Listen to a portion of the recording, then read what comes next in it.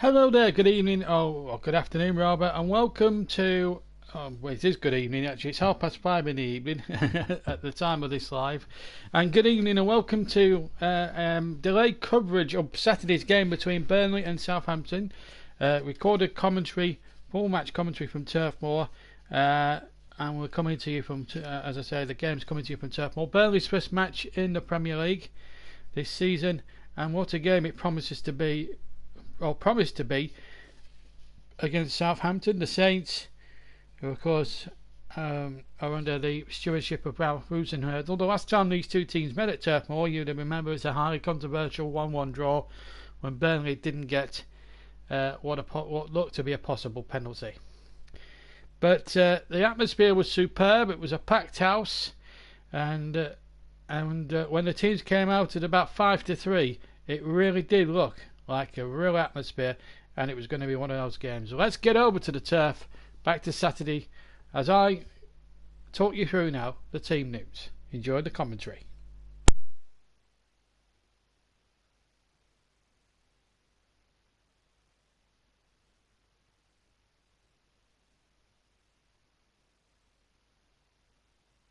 Welcome to Turf Moor. Burnley are back here at the turf.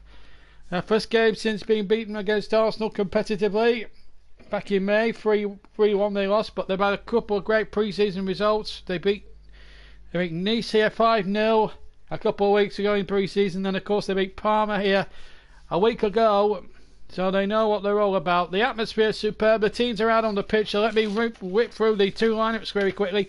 Burnley with no Tom Heaton anyway, so they've got Nick Pope in goal, and then it's Matt Lowton, James Tarkowski, Ben Mee, who's the new captain, and Eric Peters makes his debut from Stoke, and then it's Goodmanson on the right, with Corker and Westford in the middle. Dwight McNeil will keep his place on the left hand side, and it's the deadly duo that scored all the goals last season that more or less kept Burnley up.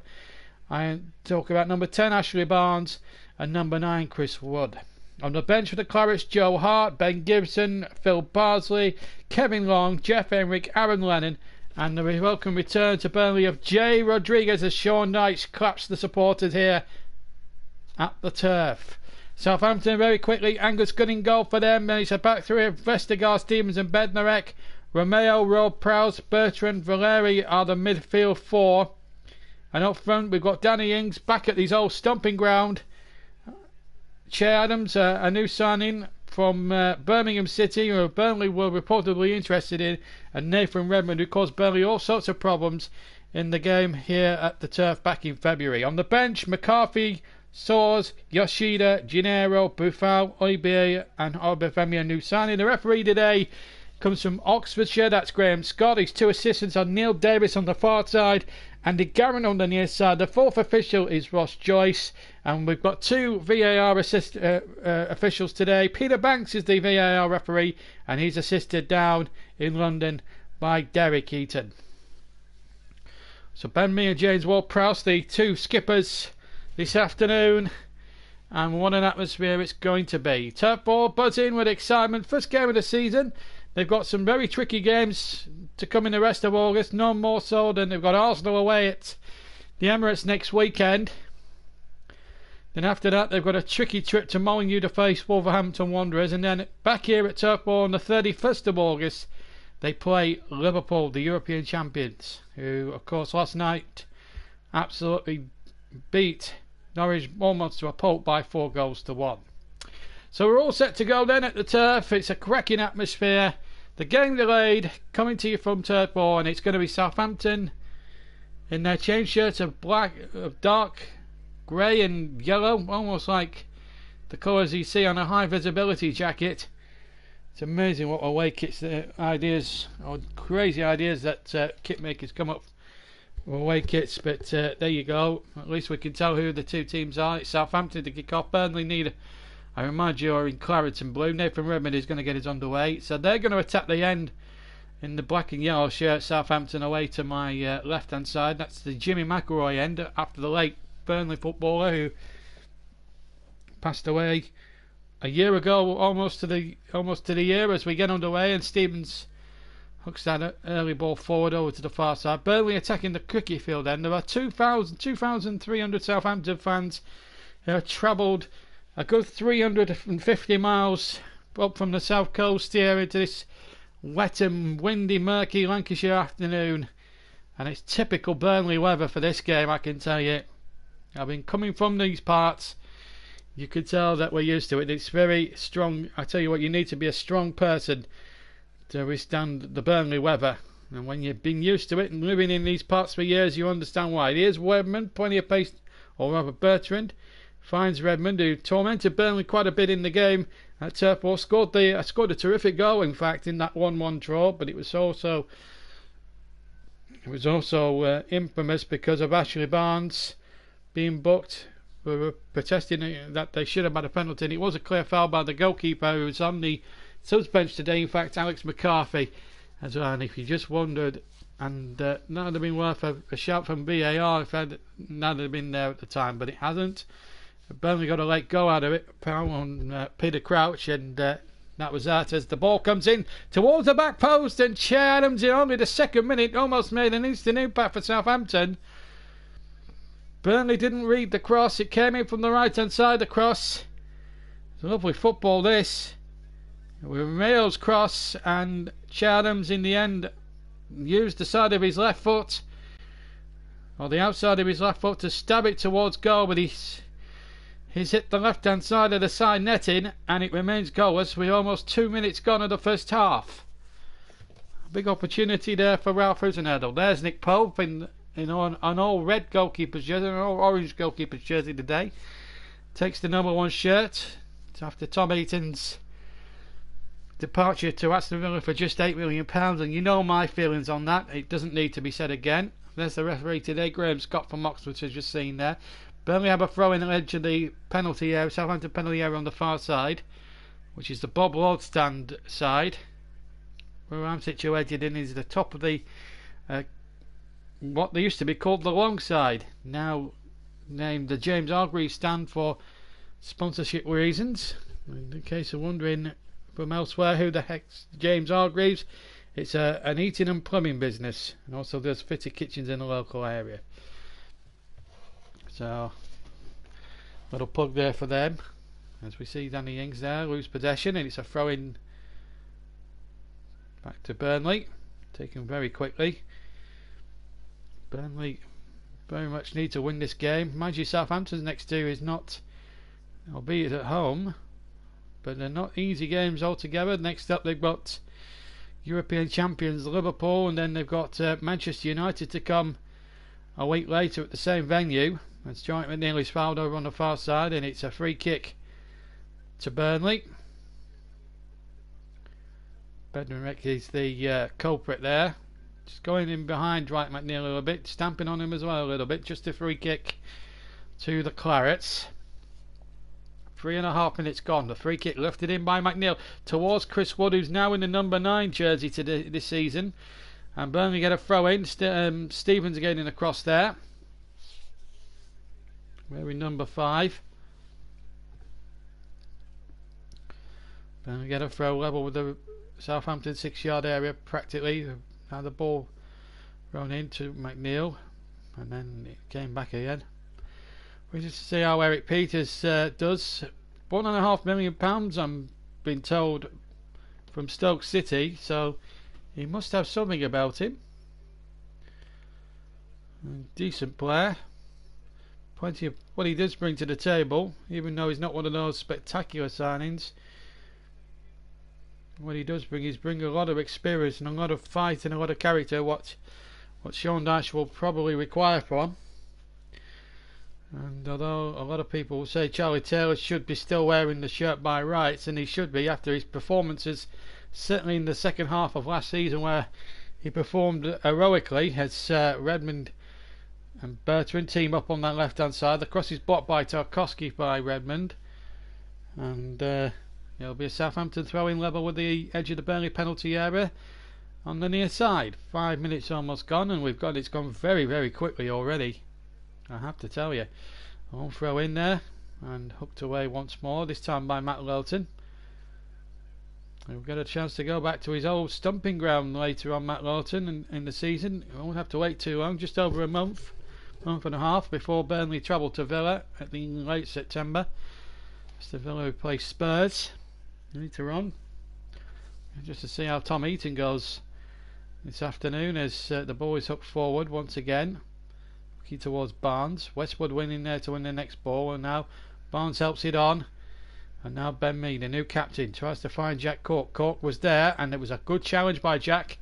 Corky did really well, and Stevens having to get across as that ball was launched down the left-hand channel. And Stevens was across and knocks it into the Bob Lord stand after the former Burnley chairman and former secretary of the former chairman of the Football League, I believe. Well, he certainly was one of the hierarchy at the Football League for many, many years. He's deaf. So he's deaf in early 19 in around about early 81. Oh, that looked perilously close to the edge of the area there from Angus Gunn. Angus Gunn, was that inside the penalty area? I don't think it's one of the decisions that VAR can actually check. We will have VAR in operation. Just to remind you, the referee for that is Peter Banks. But the Burnley fans aren't happy. They think it should be a free kick outside the area, because it was. It did look it looked very touch and go. Whether that was just inside the penalty area, it was right on the right hand line of the penalty box, the 18-yard box, and well, Graham Scott felt he was well within his rights to pick that up. But he's getting the bird from the Burnley fans, quite rightly so, Angus Gunn, because they feel that the Burnley fans, in their minds, and certainly this one here, and I am a Burnley fan, I class myself as one, despite trying to be as strictly neutral as I can. Well, that was perilously close, I have to say. Another day, another ref. All I'll say is, and another day and a different referee, that might have been given. Anyway, here's Peters to get it forward for Burnley. Long ball up towards Barnes, but gone this time well inside his penalty area, just to the left of on the left-hand side of it. Takes the ball, and that was well inside the penalty area. I don't think we can have any grumbles about that. Almost 7.5 minutes gone here at Turf Moor. The best chance in the first half falling to Che Adams for Southampton at the moment, and Mee heads that out for a throw-in deep inside Burnley territory on the far side. It's a great atmosphere. I have to say, Turf Moor is one of those places where you're gonna have troubles, you're gonna have problems, but it's how you deal with those problems. And the wind is swirling. But it's behind Southampton in the first half, you would think. And they're going to have a throw-in now. They think almost some of the penalty area. I think they've bought a few yards personally. But here comes Southampton again. Good tackle there by Ben Mee. And it is a corner to Southampton. And the wind is absolutely relentless here at the turf. Well, it doesn't feel like a summer to me. It is a little bit dank and a little bit breezy, quite breezy in fact, compared to the last 2 or 3 commentaries already we've done, because it's been quite hot and sticky. Anyway, here's the corner in from the penalty area. Comes out again, and Romeo gets right underneath that left-footed shot and goes into the Jimmy McElroy stand behind Nick Pope's goal. And a goal kick as we approach the 9th minute mark of the first half, and it's still Burnley 0, Southampton 0. The game delayed from Turf Moor, coming to you from Turf Moor, and the rain now starting to pour down as I look from a camera angle, which is looking over the terrace streets of Burnley behind the stadium. You could almost be the scene, or set the scene for something like Coronation Street or something like that. Anyway, back to the game, and it's Rafe and Redmond running towards the penalty area, cutting in from the left-hand side. The ball breaks just to the left a little bit, and Romeo halfway inside the Burnley half though, and Romeo goes to the left, and here's the pacey Redmond, who had plenty to say for himself on his last visit here when he scored, and scored a cracking goal. It's got to be said, albeit against the run of the play, and almost put Stevens in trouble there. Jack Stevens almost in a bit of trouble. Anyway, here's Valeri down this near far side. Valeri cuts inside, finds Romeo 30 or so yards from goal, tries to lay it into Bertrand. Bertrand surely took his man and he took down Ashley Westwood. It's a 3 kick to the Clarets. Just the wind and the rain is now beginning to come at us relentlessly here, and in fact it was Lawton who was pulled from behind, by Bertrand, and the long ball forward towards Ashley Barnes. He's nullified and it's gone behind for a goal kick. 10 minutes gone, still 0-0. So Burnley looking to get these 3 crucial points. Get off to a good start. Remember, they've got 3 very tricky games coming up against Arsenal at the Emirates Stadium next Saturday lunchtime, and then a week later they have to go to Wolverhampton, and they lost very heavily 1-0, and I use the word heavily very well, because Wolves should have won it by 5, maybe 6-0 last season, but if I remember rightly, Joe Hart made a series of exceptional saves in that game. I think we lost to a goal from Jimenez, but Joe Hart played well out of his skin and kept the game to 1-0, and that was a difficult afternoon for us. And this is a difficult moment there as the shot comes in from Che Adams. It's blocked away, and Barnes again and Wood battling for the ball on halfway, and the ball back to Stevens again. Stevens gets it back from the 1-2, trods over the halfway line, gets a long ball out, and there's 2 Southampton players over on the far side, but neither of them can keep it in play. And one of them was Valeri, who was nearest to it, but he couldn't keep that in. Good idea from Jack Stevens. A little bit of a bold play there by the 3 centre backs, along with Vestergaard and Bednarek. And it's nice to see Turf Moor looking good now. The building work is almost done. The far corner between the Bob Lord stand and the Jimmy McElroy stand is almost completed. The corner between the longside stand and the McElroy stand is now full of disabled supporters as well, which is going to boost the coffers a bit at Turf Moor. It's going to boost the crowd up a bit. So we're going to have at least over 100 wheelchair access spaces here at the Turf. There's a new police box as well, where the police will look for any crowd safety offences or any trouble. Replacing the old bricked building that they had up until the back end of about a year ago. But Turf Moor now looking a bit more spick and span, and the corner's certainly being filled in now.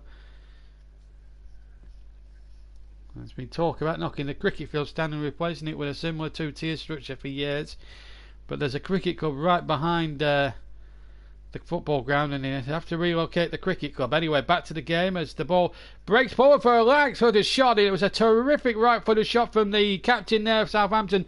Must have been from 30 yards out, almost central, with 13 minutes gone from James Ward-Prowse.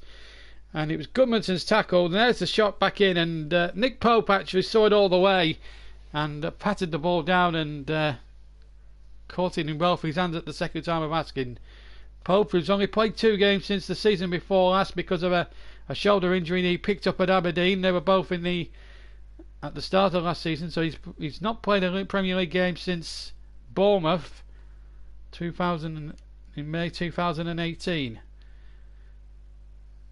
But one thing is for certain, he'll be working to make up for lost time. He's got the number 1 shirt now. He's a terrific keeper, as we saw in that season when he replaced Tom Eaton in the side after Eaton had got his shoulder injury.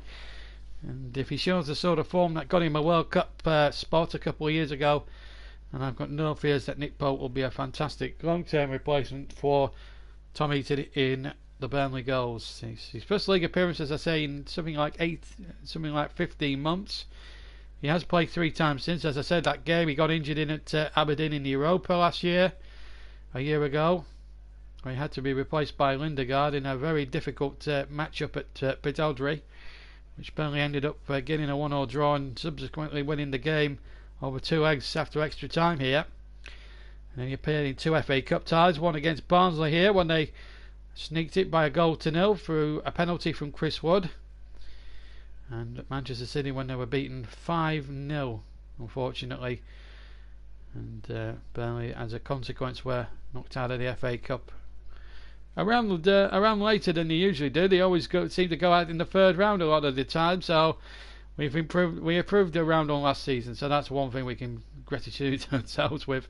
Hopefully Hopefully we can go forward. Anyway, you've not missed anything that's significant. 15 minutes gone here at the turf. It's Burnley 0, Southampton 0. Burnley have a throw-in now, almost on the halfway line. Flick on by Barnes, looking towards Wood, but Bednarek is there first down that near side, or that far side I should say, and the ball had a play on the far side for a throw-in. But Burnley, well, they've started okay, but without being too spectacular. The fans are out in force. You're always going to get that from Burnley. There isn't too much of a doubt about it. And Jay Rodriguez, you know, his hair a lot longer these days than it used to be. Didn't have a particularly good playoff campaign with West Bromwich Albion when they were beaten by Aston Villa. Had a couple of chances in those semi-finals. I think there was one opportunity he had at Villa Park where he smacked the crossbar at the out end, and there's a flag up here. Barnes will play it into Wood, who will score, but the VAR will check it. Andy Garrett on the near side, flag it away. 16 minutes gone. Burnley have had a goal chalked off. They'll check it for offside here. Burnley fans aren't happy with the linesman Andy Garrett because they feel that Barnes was onside. There was a slip by a defender, but the question was actually Barnes in an offside position as that ball was played? We're waiting on replays here.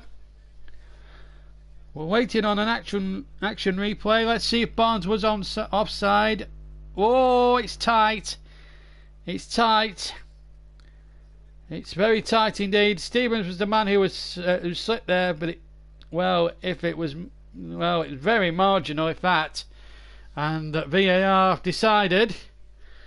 They are checking the goal, and this is what they've seen, and we'll get it up on our screens in a second. The decision is no goal, which is not going to go down too well here with the locals. But I suppose that's the reason why it's introduced VAR, to eradicate the poor decisions. And well, at least it gave the fans something to cheer about whilst we were waiting for that decision.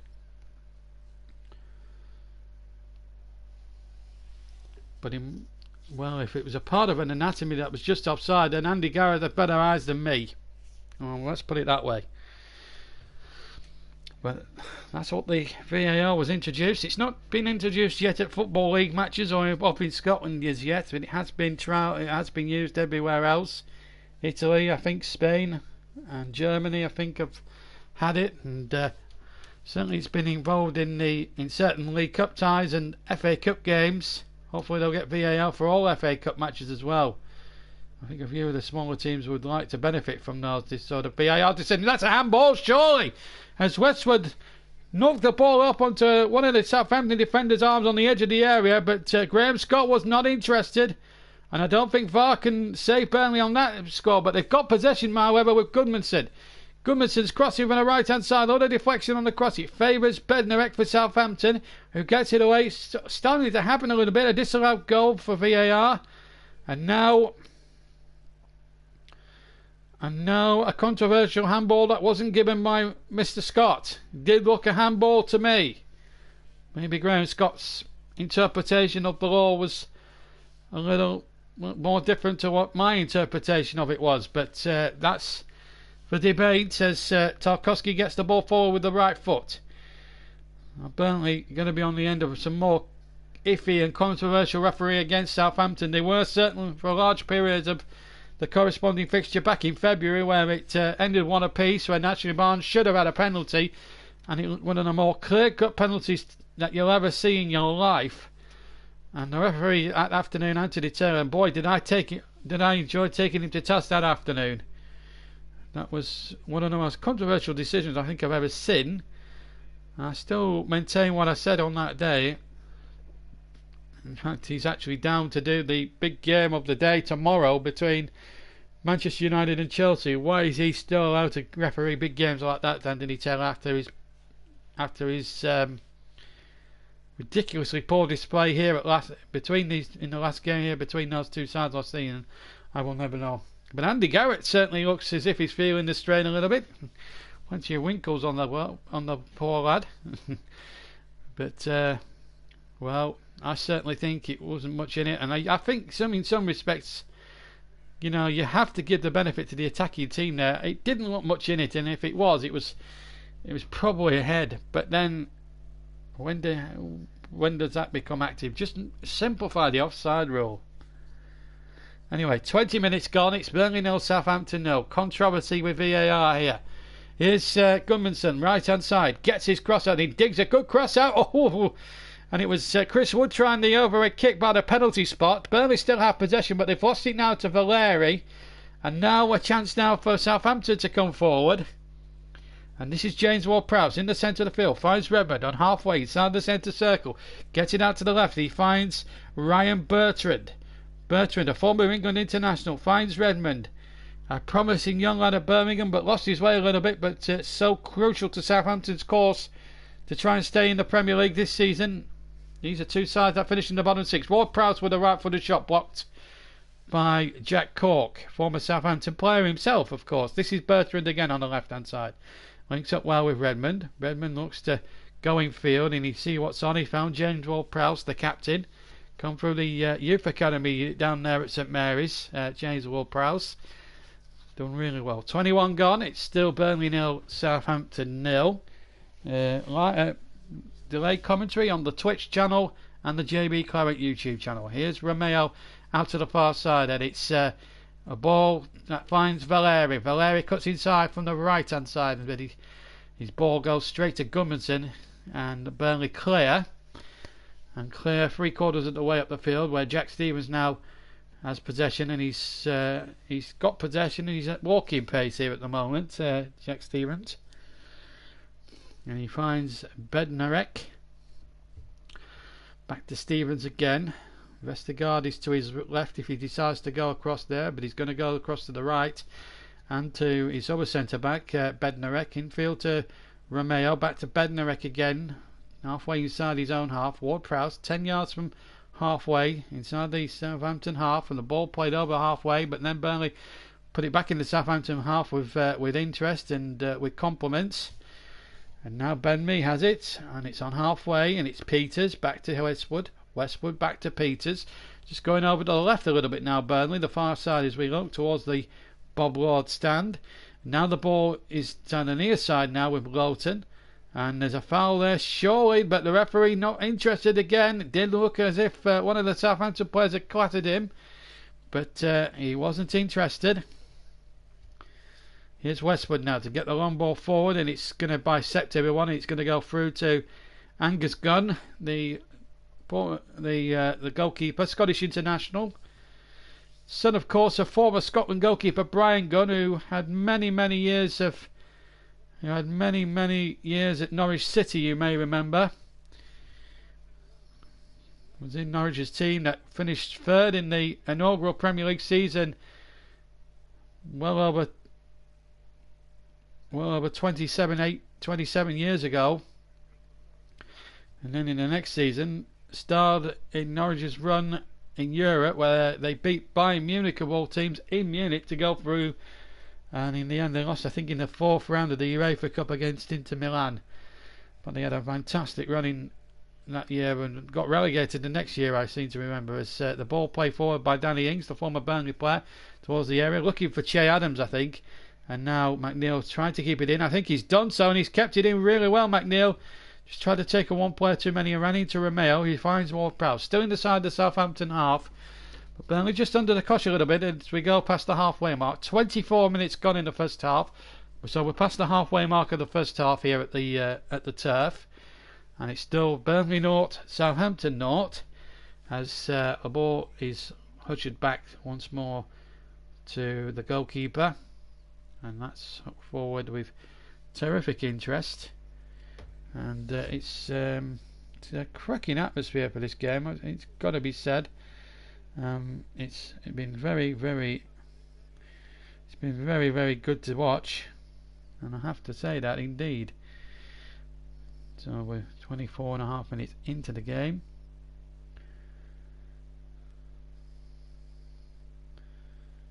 And a free kick. Remember the game. Remember you're listening to the game at Nick Pope to take the free kick. It must have been an offside as that ball was pumped in, And it's gone towards the right, and Ashley Barnes can't keep it in. Ashley Barnes, he's one of the characters. He really is he's one of the game's great characters. That is for certain.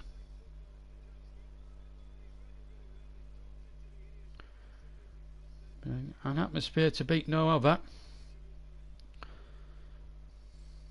As Angus Gunn now prepares to take a goal kick, right-footed over the well, flicked on over the halfway line by Ward Prowse. Actually, Romeo gets it forward, but that should be Nick Pope's, and it's Pope throws out to Ben Mee. Mee now on to Eric Peters.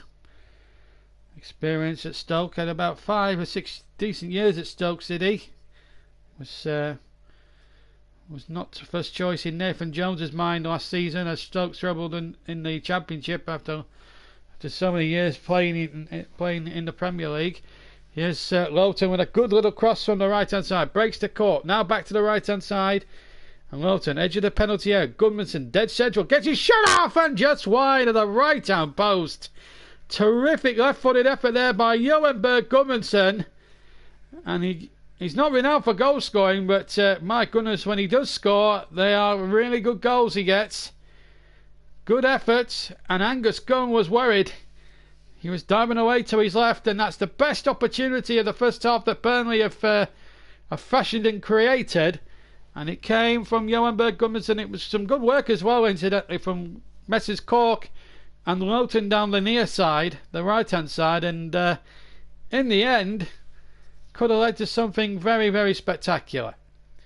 But at the moment it's Burnley 0, Southampton 0, and we'll also, after this match, we'll get you Sean Dyche and Ralph Rusenherdel and a few other stars for post-match interviews before the end of the delayed commentary. Seeing a shot there with the two managers, Rusenherdel in the background, Sean Dyche in the foreground. 27 gone. Both teams have had a glorious couple of chances each.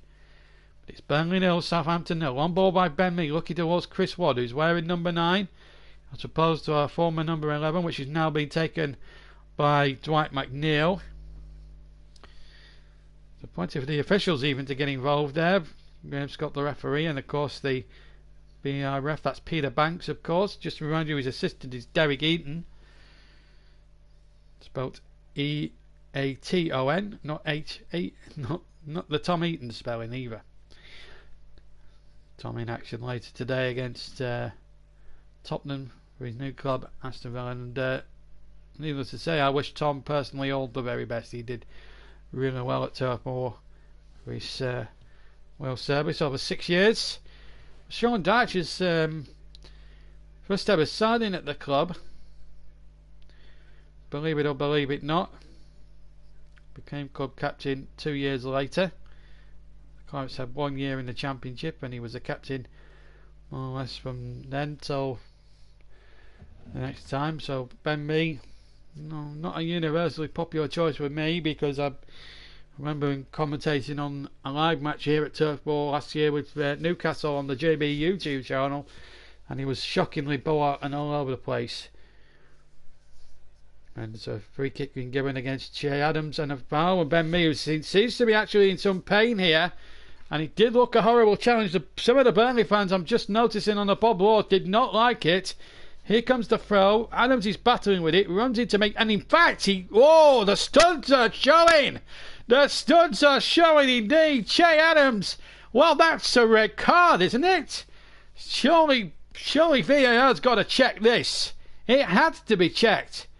Graham Scott's got to query it, surely. The VAR boys are having a look at it. I mean, how obvious is that? I'm looking at a replay. Che Adams, studies are showing it. Okay, it's one-footed, but I've seen red cards given for less than that. And Ben Mee, who's not the sort of player to cry in agony that easily, goes down there. It's a blatantly obvious decision with 29.5 minutes gone. Surely the decision here has to be a red card. I'll be amazed if it isn't. And if he is, Che Adams is a lucky man. Has he given... Oh, he's not giving even a yellow card. Well, I find that amazing. Turf Moor is stunned. Absolutely stunned. Well, I believe that's a red card, and Southampton should be down to 10, and they'll be uproar if Burnley don't win this game. That looked to me as if Che Adams had to be sent off, but he wasn't. And now Redmond on the attack for Southampton, deep inside the Burnley half. And now Redmond looking to get it onto the right foot. It's Redmond. Oh, that would have been ironic if that had gone to Che Adams, and the injustice is there if that had gone in from Che Adams as the ball was attempted towards him. But surely Che Adams should be gone. He should be walking down that tunnel between the cricket field and Hargreaves stand. Surely he has to. Well, I find that completely, utterly baffling. And once again, I think VAR in time will be a good thing. Let's not make any issues about that. We're half an hour in. The times, of course, the Premier League timing, of course, supported by Tag Heuer, the official timing supplier of the Premier League. But here's Romeo, but the flag is up, and well played Neil Davis, but not so Neil. Well, I think Neil Davis might have had a part to play in that other decision there, where the decision not to send off send off Che Adams for what looked a horror tackle. And Ben Mee is the sort of man, with all due respect, that never goes down easily, that never cries too much in agony. He's one of the most bravest players that you can actually think of. Okay, he wouldn't have been my first choice as captain, but given the situation as a player and as a man, he's a tough lad. And for him to go down wincing in agony like that is very rare for somebody of Ben Mee's calibre, because we've seen great blocks from him when balls have hit their face, when shots have hit his face, when he's attempted to clear and everything. He puts his body on the line, but yet he never shrugs or complains of any agony. So it takes a lot, and Che Adams, to me, is a very lucky man. In fact, I think he's used probably about 8 of his 9 lives. I'll go as far as to say that. That was a disgraceful decision from all the officials, not just the officials on the field. Here's Chris Wood inside the area, but his first touch was poor, and it breaks very kindly for Southampton and for Angus Gunn. But going back to the Che Adams issue here, you've got to look at it. Was there an offside there against Wood as the ball was played? But he's definitely, he's just off actually. So fair play there, good spot there from linesman Andy Garrett. But I've got to say really, with hindsight, you look at that. If I was in charge of VAR, I would be recommending a red card there. There's no doubt about it. And we've seen red cards given in previous seasons for less than that. And it's getting comical, this, really, if you think about it. It is really, really, really getting beyond a joke. That is a basic. You look at that, it's a red card. Any other day of the week, you see that elsewhere. There might be a League Cup game later this week when we'll see a red card for a similar challenge like that, or even the Super Cup even, and we'll see red cards given for that. And it's just, it really does annoy me. 33 minutes gone anyway. Burnley 0, Southampton 0. One ball forward again. Well, VAR was always going to have its teething problems. I don't think there was any question about that. But we didn't know how much of a teething problem it was actually going to be, in terms of giving the right decision and doing the right thing. But there you go. It's just, well, unless the only thing I can think of was the actual casting vote with Graham Scott. Obviously Graham Scott's got one shot at it, but the whole point of having VAR in is to help the referee and to help him come to the right decision. That's not helping him really come to the right decision. And that is where I find the whole Che Adams leg-breaking foul thing a scandal, because that's a red card.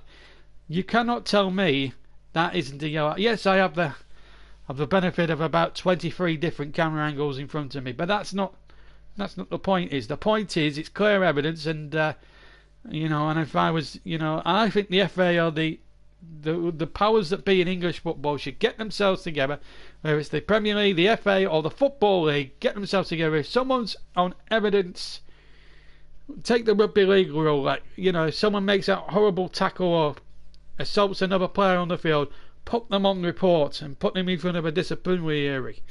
I think Che Adams should suffer that sort of fate. I think he deserves to. 35 minutes gone. It's Burnley 0, Southampton 0. Southampton very lucky, in my opinion, to still have 11 men on the pitch. Che Adams should have been sent off for a horrible challenge that could have broke Ben Mee's left leg.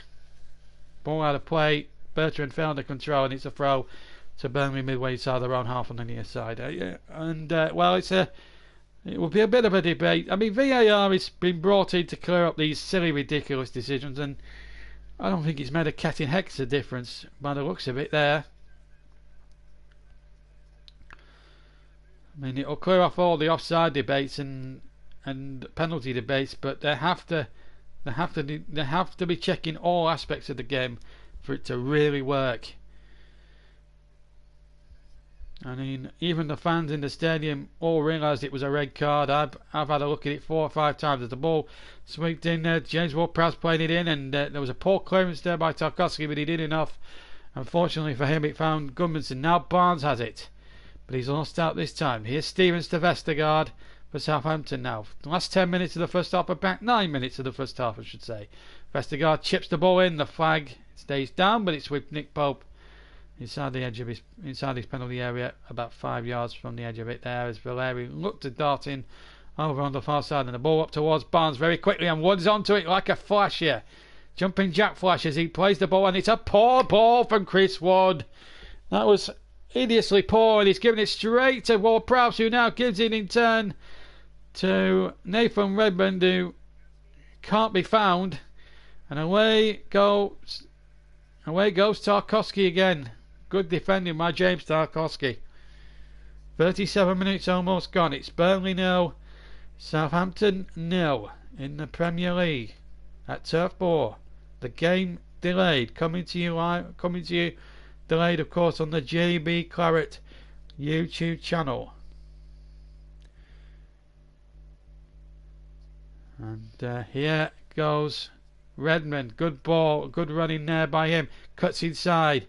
Always a danger when he gets on the ball. Clearance only half away, and Redmond has possession again. Finds Romeo. Good cross towards Bertrand, who heads on, but it's Nick Pope all the way. Collects inside his 6-yard area, or on the edge of his 6-yard area. Just tells everyone just to calm down. Let's take the heat out of the situation a little bit. Good, sensible calming down there by the Burnley goalkeeper Nick Pope. And it's Burnley 0, Southampton 0, with about 7 minutes plus stoppage time to go in the first half here at the Turf. And here's Wood heading it on, and Gudmundsson. Barnes has also been fell, but again the referee, who's had a highly controversial first half in my opinion, does not had a good game. The Oxfordshire ref Graham Scott did look a foul there on Ashley Barnes, but once again the referees some of the referees, certain referees are very seldom give Burnley any decision, let alone one. Borbitaille is going to be the referee in the next game against Arsenal at the Emirates. Here's Bertrand now on the left hand side, cuts inside, and it's back over the halfway line. Vestergaard, and now the ball will go back showing here to Angus Gunn, who kicks away to the left of the D on the edge of the penalty area. Through the centre it goes. One quite beautifully there, the header by James Tarkowski, and then there's a foul there, which is, I think Bertrand is playing on the emotions a little bit there. Graham Scott of Oxfordshire, I think, has been bought by that, has been fooled by Bertrand's play acting there a little bit. It was Gudmundsson who was the culprit according to the referee. Let's see if that's a foul. Well, he's play acting a little bit there. I'm sorry to say. I think that's an appalling decision from Mr. Scott. I think Bertrand is probably making a little bit of a meal of it. He is actually injured, but I think it was more than anything else. Ashley Barnes is furious because he felt he should have had a foul in the build-up beforehand. And now Graham Scott from Oxfordshire just checking if it was a yellow card offence, which it wasn't. And I would be very amazed to see him booked for that, because I think Bertrand made a little bit of a meal of it. Okay, he's injured, slightly, but not to the extent where he needed about 3 physios on. It was a little bump. I don't think Gummerson knew where it was. I think it would have been a stupid decision to book him there if that was the case. And Bertrand, he'll be okay.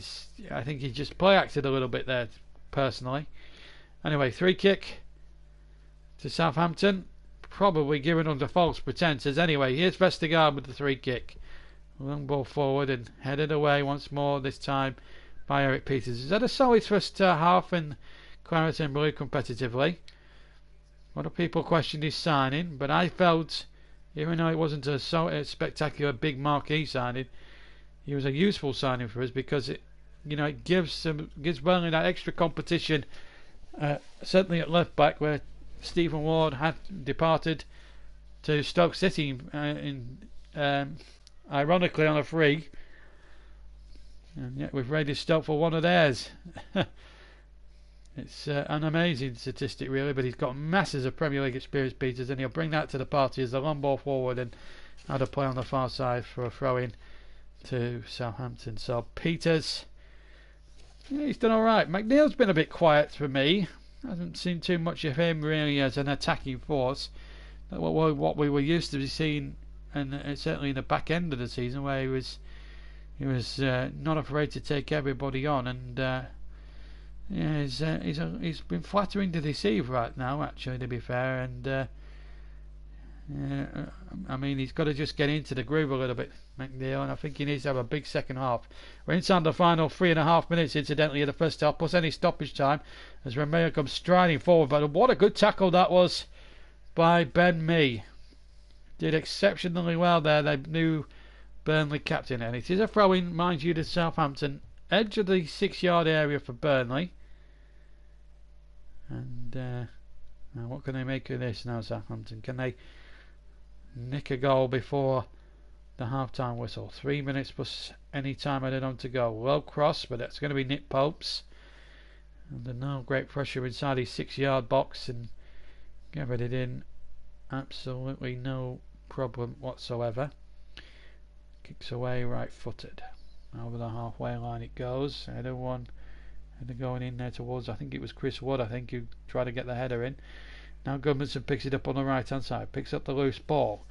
Will look to run at Bertrand, I would have thought. He's gone inside, can't find Ashley Barnes. It wasn't the great ball there by the Icelandic international. He's kept that in, has he? Yes, says Andy Garrett, the near side official. Good eagle-eyed spot. He's been eagle-eyed, I think, in this first half. I think both linesmen have been okay, but Bertrand has got acres of space here on this near side, oceans of space, and he looks to trick his man. Still gets it onto the right foot. Good effort and a good save by Nick Pope. A marvellous save right from Redmond. You can tell that he wants it more than any Southampton player on the field at the moment. He chased a lost cause here because this was drifted out. Burnley gave him too much space here on this near side. Cut him from the left and gets it onto the right foot, and he hits it to the left of the 6-yard box. It's a terrific effort, but a shot with some ferocity. But Nick Pope read it well and flicked it over the crossbar. It was a terrific save by the former Charlton goalkeeper. And it's a corner now. Ward-Prowse into the area. Romeo's flick, and it's gone right across the penalty box. And out of play for a Burnley for a level with their own penalty area on the right-hand side. So a let off there for the Clarets. They should be playing against 10 men because Che Adams should be having an early bath, really, after his horrible tackle on Ben Mee, which could have broke the Burnley captain's leg. Disgraceful tackle, and yet VAR should have dealt out what should have been, really, in my opinion, the correct punishment, which should have been a straight red card. But the referee and the VAR ref decided to take the lenient view as Burnley look for a free kick and don't get it, to Ashley Barnes' frustration. Did look a foul on Ashley again, on Ashley Barnes, but I don't think Graham Scott is winning many friends here around this ground. I don't know. I think it's maybe his decisions that I've seen in a few of the locals, and I have to say one or two of the decisions that he's made have been quite questionable, and the VAR has been quite questionable as well. 20 seconds of normal time left at the end of the first half. Burnley 0, Southampton 0 It's the score. Here's Andy Garrett. He's okay. The two linesmen, in actual fact, have not really put too much wrong. Anyway, we're 10 seconds away from Ross Joyce lifting his board to indicate how long we're going to have for stoppages, and I should stress it's a minimum of. We played the 45 and played into Ross Romeo. It comes to Barnes, who shoots over the top with his left foot to the left of the penalty spot, and it's into the cricket field standing behind for a goal kick. We've got 3 added minutes. Ross Joyce has indicated 3 minutes. And of course we're going to get a little bit more injury time, certainly at the end of first half, because certain games are going to have VAR decisions that are going to roll on for a few minutes. So we are going to get bigger chunks of stoppage time at the end of every half, and that's that will be noticeable throughout the season as Stevens battles away there, coming up towards 1 minute of the 3 played, and it looks as if, unless there's something dramatic happens in the next 2 minutes, I think the most likely outcome here at half time is going to be goalless. We'll take a quick 5 to 10 minute break and then come back with full second half commentary of this crucial game between Burnley and Southampton, coming, as I say, from Turf Moor, and it's always a cracking atmosphere on a day like today. We'll either play again on the near side. What conclusions can we draw from the first half? Well, plenty for Burnley to pair over. The debut of Eric Peters has gone very, very well, and I have to say, but the VAR controversy, 2 decisions that have gone, big decisions that have gone against Burnley for the VAR. First of all, was it an offside goal? And the second one, which looked a more clear-cut decision on paper, the failure, even with the referee and the VAR ref, to send off Che Adams, which looked like a blatant red card offence. Well, that boggled my mind and boggled probably about 21,000 others in and amongst this vast arena here at Turf Moor. We played 2 minutes of the 3 as Vestergaard takes another long throw in, and even the Seagulls now are flying overhead, and here's Ashley Barnes trying to take possession, finds Cork, and they just lose their balance on a very wet surface here at the turf. Long ball forward, and Nick Pope will be there. 30 seconds of stoppage time remain at the end of the first half, and looks as if now, barring accidents, we're going to have a goalless 0-0 at half time. Here's Gudmundsson to Cork. Clearance comes off Cork's anatomy and away, and Burnley still going for it at the end of the first half. We've got about 10 seconds of stoppage time. I should stress it's a minimum of 3, and Graham Scott now of Oxfordshire having 1 or 2 words to say for Che Adams, who should be off the pitch, and he's going to get a huge, he's just been booed, Che Adams. He will be the match villain, there's no doubt about it. Now Ben Mee's he's calling Ben Mee over. I feel this is ridiculous. Sean Dyche is having a chat with the assistant on the far side, Neil Davis, and I have to say Neil Davis should have been in a much better position than Graham Scott. And if he's seen that as a red card and what we saw there, that angle we saw it on VAR was from that angle, then surely there was no other conclusion than a red card. Anyway, 40 seconds over the 3. Burnley have a free kick taken by Pope. A line of them forward as the ball comes into the area. There'll just be time for this. The ball will break away, and there goes the half-time whistle blown by Graham Scott, and 1 or 2 Southampton players getting a bird. Redmond has come close for Southampton. Gudmundsson's come close for Burnley, and Southampton will feel very, very lucky and will feel very, very indebted to referee Graham Scott. Redmond's having a goal, but his team should be down to 10 men in my opinion, because the failure to send off Che Adams looks like a horrible challenge. Okay, yes, it was 1-footed, but even if it's 1 or 2-footed, then that's a red card offence. But at the moment here, as the teams go off at Turf Moor, we're going to take a 10-minute break. Controversy here. Burnley should be playing against 10 men, but Che Adams has survived, And it's Burnley 0, Southampton 0 at the break. Childers, in fact, at the start did have the first big chance of the game, which he missed. But at the moment, it's 0-0. We're going to take a quick 5-10 minute break and prepare to join you for the second half very, very soon. See you after the break with the scoreline at half time. Burnley 0, Southampton 0.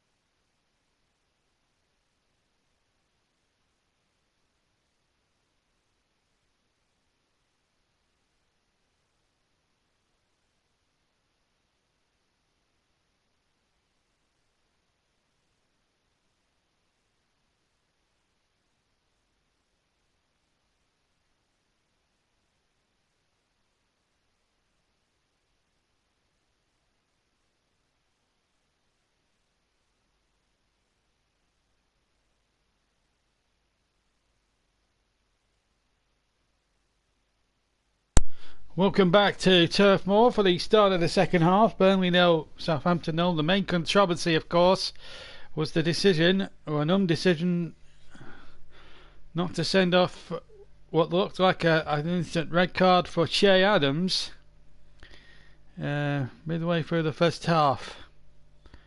The team's out under the tunnel. Nick Pope made a good save at the end of the first half from Nathan Redmond, who's probably been Southampton's brightest player, in my opinion, in the first half. Sean Dyche will have had plenty to say at half time. Danny Ings, one of his former charges here at Turf Moor, scored 26 goals to win Burnley promotion in 2014. Scored a number 10 in his last season at the club before bagging himself a move to Liverpool, but it didn't quite work out for him that time. Jack Cork and Graham Scott having a little bit of a light-hearted bit of banter before the start. And it's going to be Burnley to get us away in the second period of the game. Both teams starting the same as before, as we see the great old side of Burnley, the old cotton mills and the chimneys. It could almost be like Coronation Street in some respects as the second half kicks off. As I said, no changes from either side. And the disappointing aspect of it is that Southampton really should be down to 10 men, but we'll try and talk a little bit less about that should anything happen, obviously. So Burnley kicking towards their favourite end, the Jimmy McElroy stand. Southampton kicking to where their supporters are based. That's the cricket field stand as Nick Pope picks the ball up inside his penalty area. Made one important save already in the second half, and he kicks away right-footed over the halfway line, but he finds only Romeo. His intent to target Cork was nowhere. Here's McNeil. Needs a better second half from him, actually.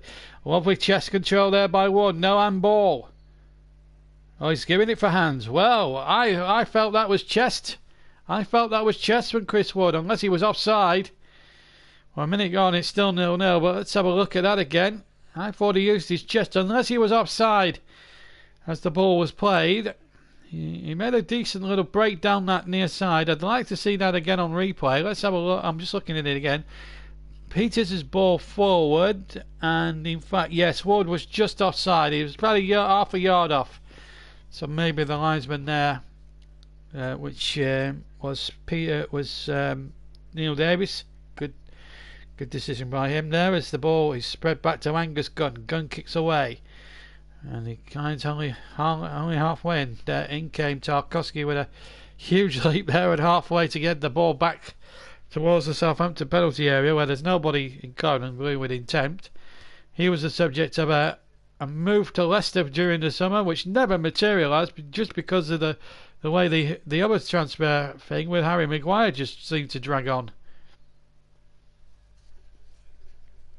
Sean Dyche looking impassively on. He'll be glad to have kept Tarkowski. Almost as much as Palace will be relieved to have kept hold of their better player, Wilf Zaha. There's talk of him moving to Everton or Arsenal during the summer, but they managed to keep him during the window. They play Everton right now. 0-0 is the score now as the ball is played back. That was almost an aberration there. And the ball actually has gone out of play. Bednarek making the mistake.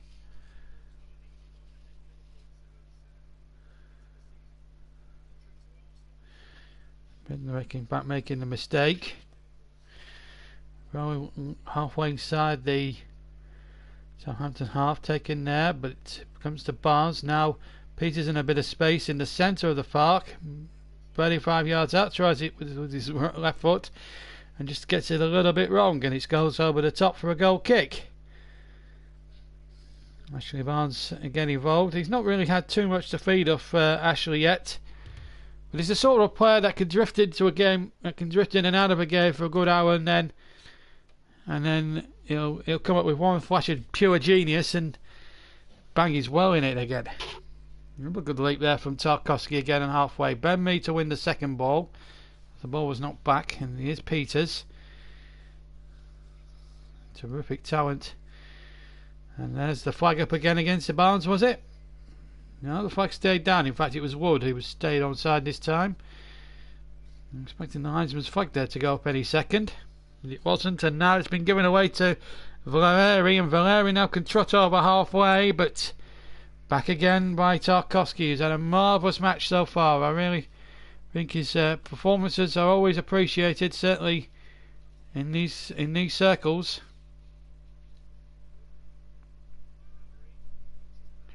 And Valeri gets it away once again.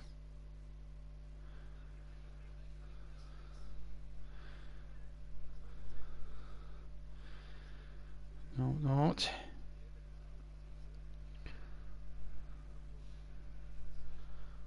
Again, very much still in the melting pot at the moment. As the ball goes charging forward once again, that's a foul. Free kick against Burnley. Graham Scott there in the way. Ward-Prowse as the man fell. Yeah, Cork there just taking him out there. Just on halfway. Just on the left of the right of the centre circle as Southampton attacking the second half. Remember, they're attacking the goal down to our right hand side. And Vestergaard hits, or Stevens rather, hits a long ball out towards the far side, and Redmond put in a lovely cross. Appeals for a corner, I think, has been given. Redmond, when he gets into that position on the far side, he's a very tough customer. Certainly, if they were going to claim handball, they'd have been sadly mistaken, because it was never a handball. But anyway, here's a corner. He's lurking with intent in the 6-yard area for any knockdowns in the penalty area. And it's going to be Bertrand to take from the right hand side, right in front of the Southampton fan spot. Near side into the 6-yard area it went, and there was a bit of a scramble, still not away yet. Redmond and Adams trying to knock it back into the danger zone, but Burnley deal with it okay. And in fact, Jack Cork did magnificently well, and just as I say that, he gives the ball straight to Ward-Prowse. Commentator's curse, if you like. Here's Redmond now, trying to get in on that left foot, and he goes down, and that's going to be a free kick.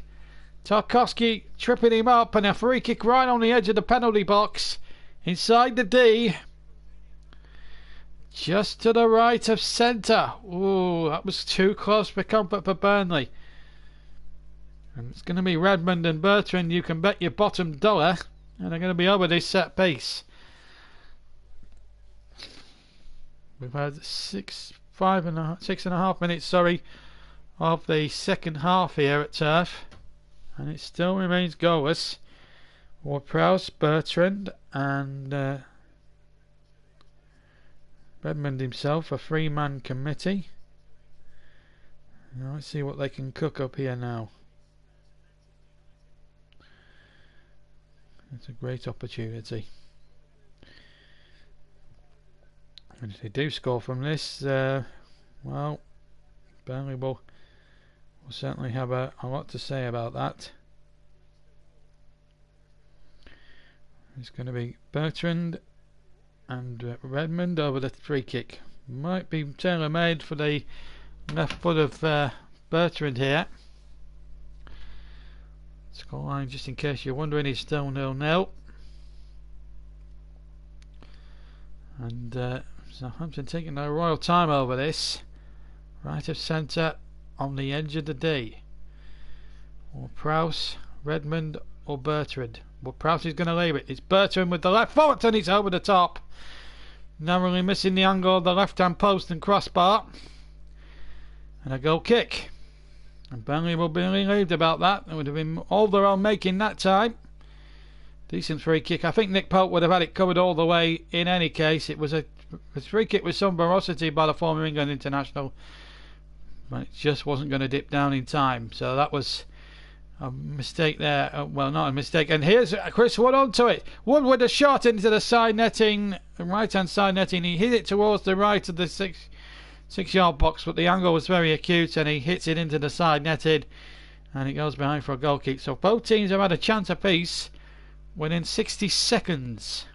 Bertrand with a free kick at one end, which just cleared the crossbar, and then from a long goal kick from Nick Pope, He found Chris Wood onside, hit it with a right foot, but he hit it into the right hand side netting. And if that had gone in by some coincidence, that would have been a Nick Pope assist as well.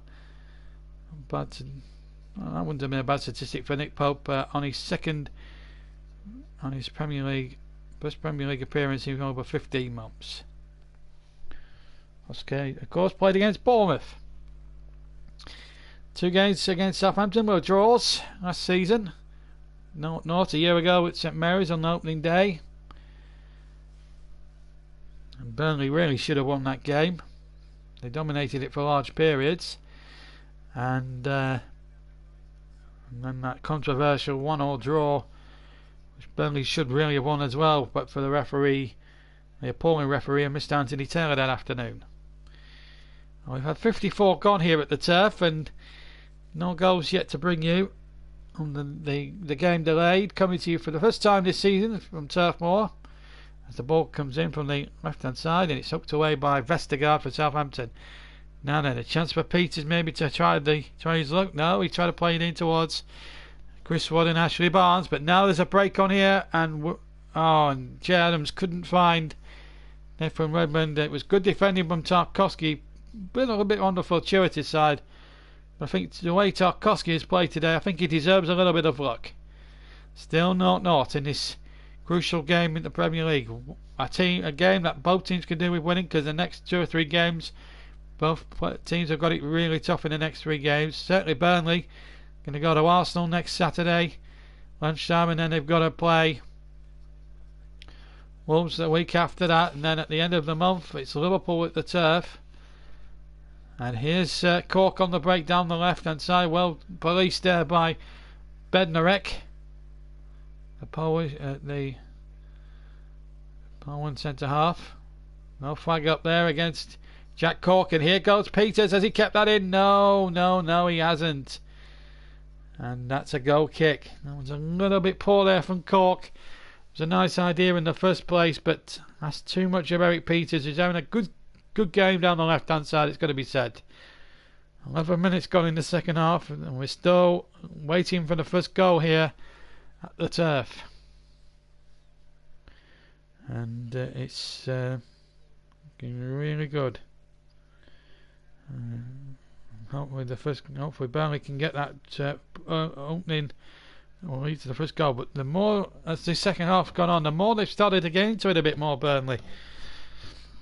They've really dare I say it, they're looking back to their old selves from 18 months ago when they were winning games 1-0 and being very cautious and very robust and cautious and not giving too much away in defence. Me and Tarkowski were putting bodies on the line, and Nick Pope was making magnificent saves. It's going back to those times again. As the Southampton played down, and it's number 9 Danny Ings who's taken one for the Southampton team. Quite a number of cheers there for Danny Ings as the ball is crossed in and it's off the defender, and Burnley have a corner with 57 minutes gone. Danny Ings, to be fair, has got back up. No play acting from this fella. He knows how tough it was when he was under Sean Dyche here. Burnley, first corner of the game. It's come after 57 minutes. Tarkowski and me both forward. Here comes the corner.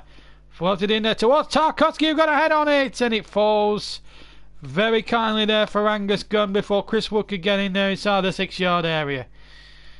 But Southampton will be a little bit annoyed there because they allowed Tarkowski to win that header quite easily. It was almost a 3-header, but Tarkowski got it wrong. He scored against Fulham a year ago, against Fulham and Watford, all in losing causes. But Burnley never won a game competitively in August. They lost and drew their Europa League knockout tie against Olympiacos. They were robbed actually in Greece, by the way, and they drew against Southampton on the opening day and then lost to Watford and lost to Fulham, which never helped them cause. But there we go.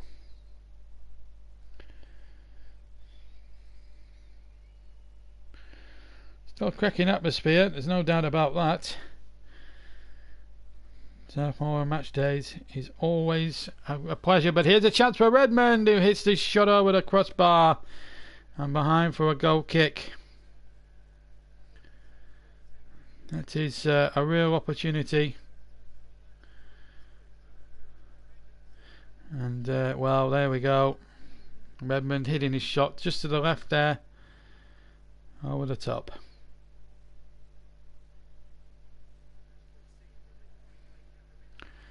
Ralph Rosenherdel will be delighted, but not so happy really, because some of his approach play has been okay, but not been good enough. Gun hits it a bit up and under here as we go into the 59th minute of the game. Still 0-0. Here's McNeil now on the left hand side. Peters is making a run on the overlap, and he's found Peters, and he's done really well, the former Stoke man. Done terrifically well there, the Dutchman. It's come now to Danny Ings now on the right hand side for Burnley. Giving away once again. Lowton takes possession now and plays a ball down the right hand channel, but Gunno taking just inside his penalty area to the right of the D. Inside the penalty area, or to the right of his 6-yard box. Well, we're coming up towards an hour and still no sign of any breakthrough yet.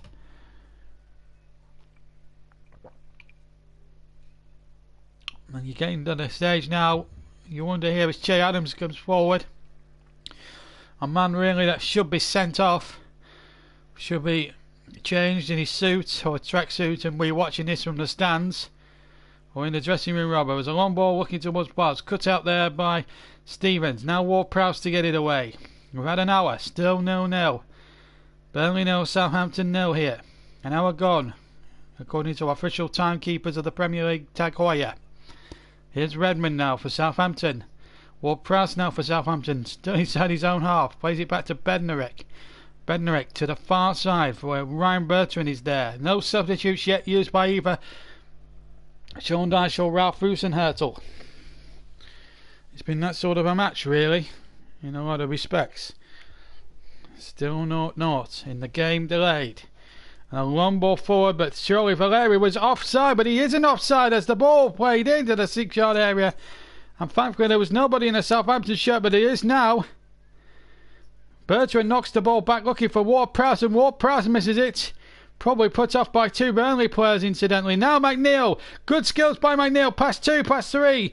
Now Westwood takes over and then plays a woeful ball away as McNeil trying to get in there behind, but Dwight McNeil, best we've seen him in so far as an attacking force.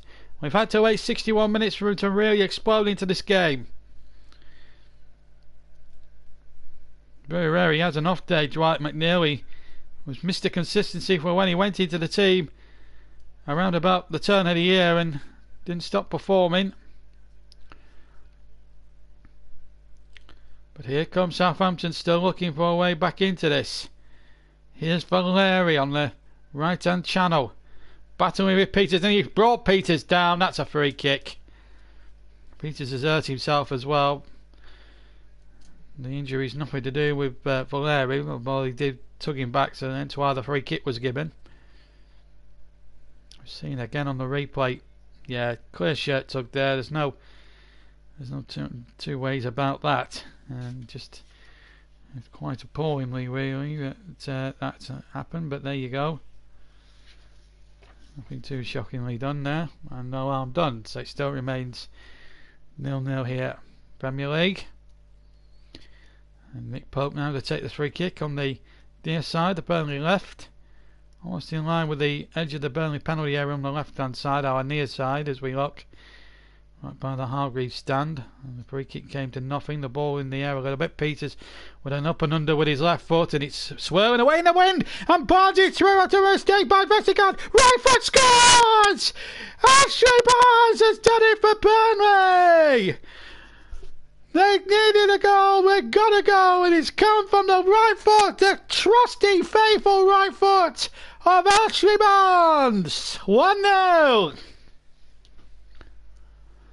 Turf Moor is in raptures, and the cheers and the songs are for a man they christened on the terraces, I, Ashley Barnes. A mistake by the defender who was caught out by the swirling clearance by Eric Peters. Left foot clearance. Vestergaard was nowhere near it. The wind may have helped a little bit. But there was some kamikaze goalkeeping as well from Gunn, because when Barnes hits this and he hits it true, it goes right under Angus Gunn's legs. If he keeps his leg closed, he saves that. That has to go down as a goalkeeping error inside the area just about. As he hits it, it goes into the central area of the goal. And Ashley Barnes gives Burnley the lead after 63 minutes. Just what the doctor ordered for Burnley. And you know, with 3 tough games to come in the rest of the month, that 3 points will be very welcome. They had to wait until September before their first win. But they're on the way now to the first win on the opening day. And they haven't done that since Chelsea, as the cross comes in.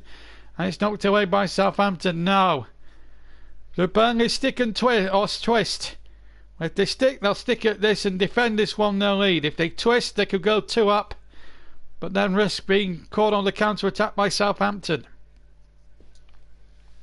Burnley have won a throw-in almost in line with the edge of the Southampton 6-yard area. Eric Peters will get the assist. Albeit wind assisted. There's the boy to the area. Woody's lacking again. So too was Barnes. Did well there. Westwood chips the ball in. And the flag is up for offside. In fact, it's gone out anyway for a goal kick. 65 minutes gone. And Burnley have that breakthrough they so desperately wanted. And we're going to see a substitution now. Off comes Danny Ings. And on his place comes Obafemi. Danny Ings actually getting a good reception from the Burnley fans as well. Obafemi, actually of an Irish descent. As Angus Gunn takes the free kick, or the goal kick I should say, and the ball headed forward, and now a chance for Obafemi to see what he can do. And in fact, a foul there has been given. But Redmond was the man in fact fouled. Obafemi was a bit further forward than what I estimated. But one thing is for certain, it is a free kick. So Burnley have got some defensive mettle to perform here. So the last 24 minutes of the match, plus stoppage time. Burnley 1, Ashley Barnes with the goal. Southampton 0 is the score. Free kick floated into the danger zone by James Ward-Prowse. Headed away by me on the edge of his own 6-yard area. Obafemi has it. Tries to turn. The shot comes in on. It was Romeo, I think, with the shot. And before Che Adams could get in there, Ben Mee made sure that he couldn't go any further. And it's a goal kick to Burnley. 66.5 minutes played. Burnley 1, Southampton 0. What a scoreline that is for the claret and blue persuasion here of Turf Moor. You couldn't write any scripts for this. As Burnley charge forward again, it's Matt Lowton using his skill to get away from Redmond and actually transfixing back. Burnley won a free kick.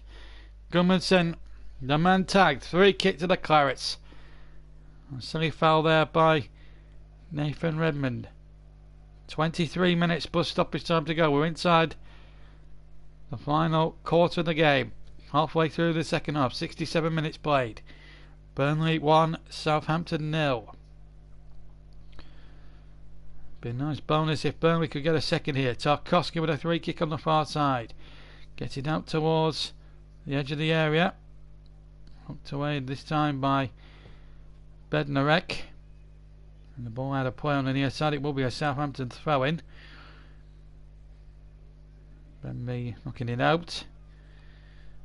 He's had a solid game today, Ben Mee. And the amount of stick I gave him last season when he was captain for half a season before Tom Eaton came into the fold was unbelievable. But I think he's learned his lesson from last season. I think he'll probably do okay. Ball back to Nick Pope. And he's got Nick Pope behind him as well. That sometimes always makes a difference.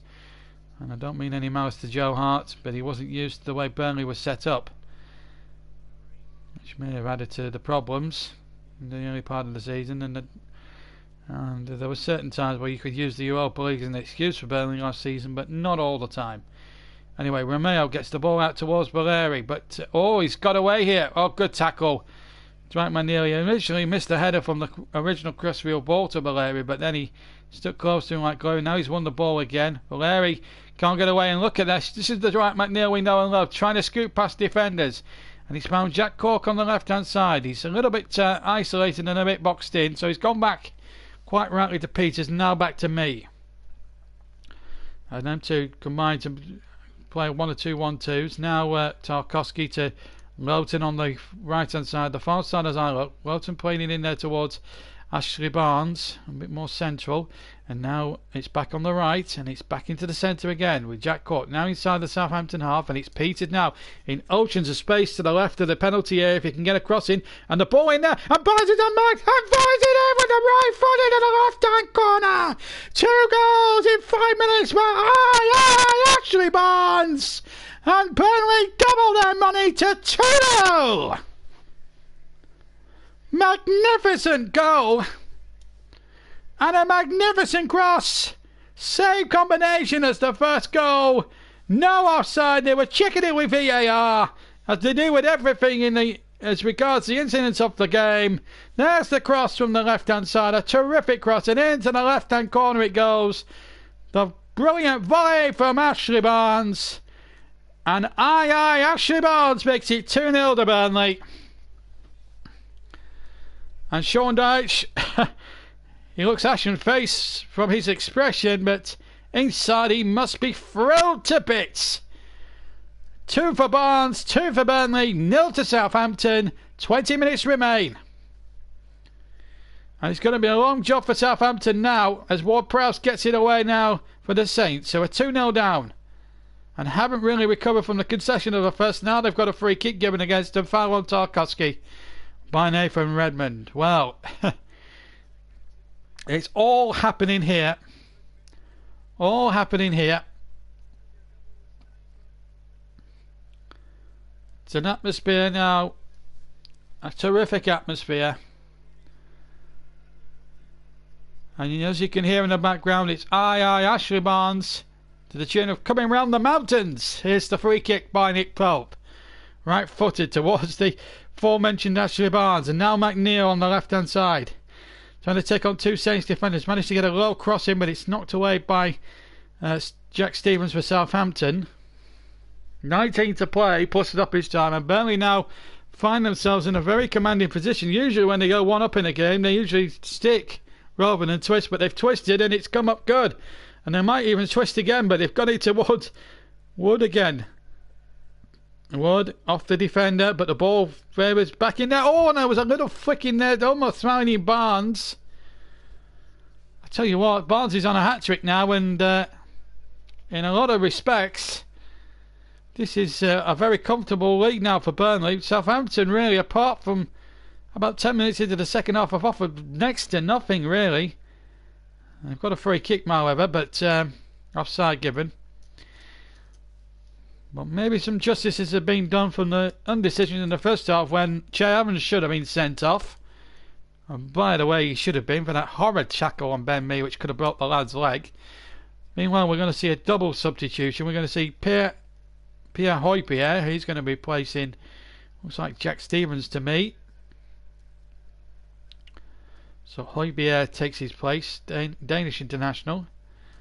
We're also going to see another change as well. We're going to see who we're seeing here. Off comes Che Adams, who should be sent off, not sent on. And we're going to see Boufal take his place now. Southampton use all their 3 aces to see if they can get back into this game. It's going to be a tall order, even with Højbjerg now taking over the captaincy from James Ward-Prowse.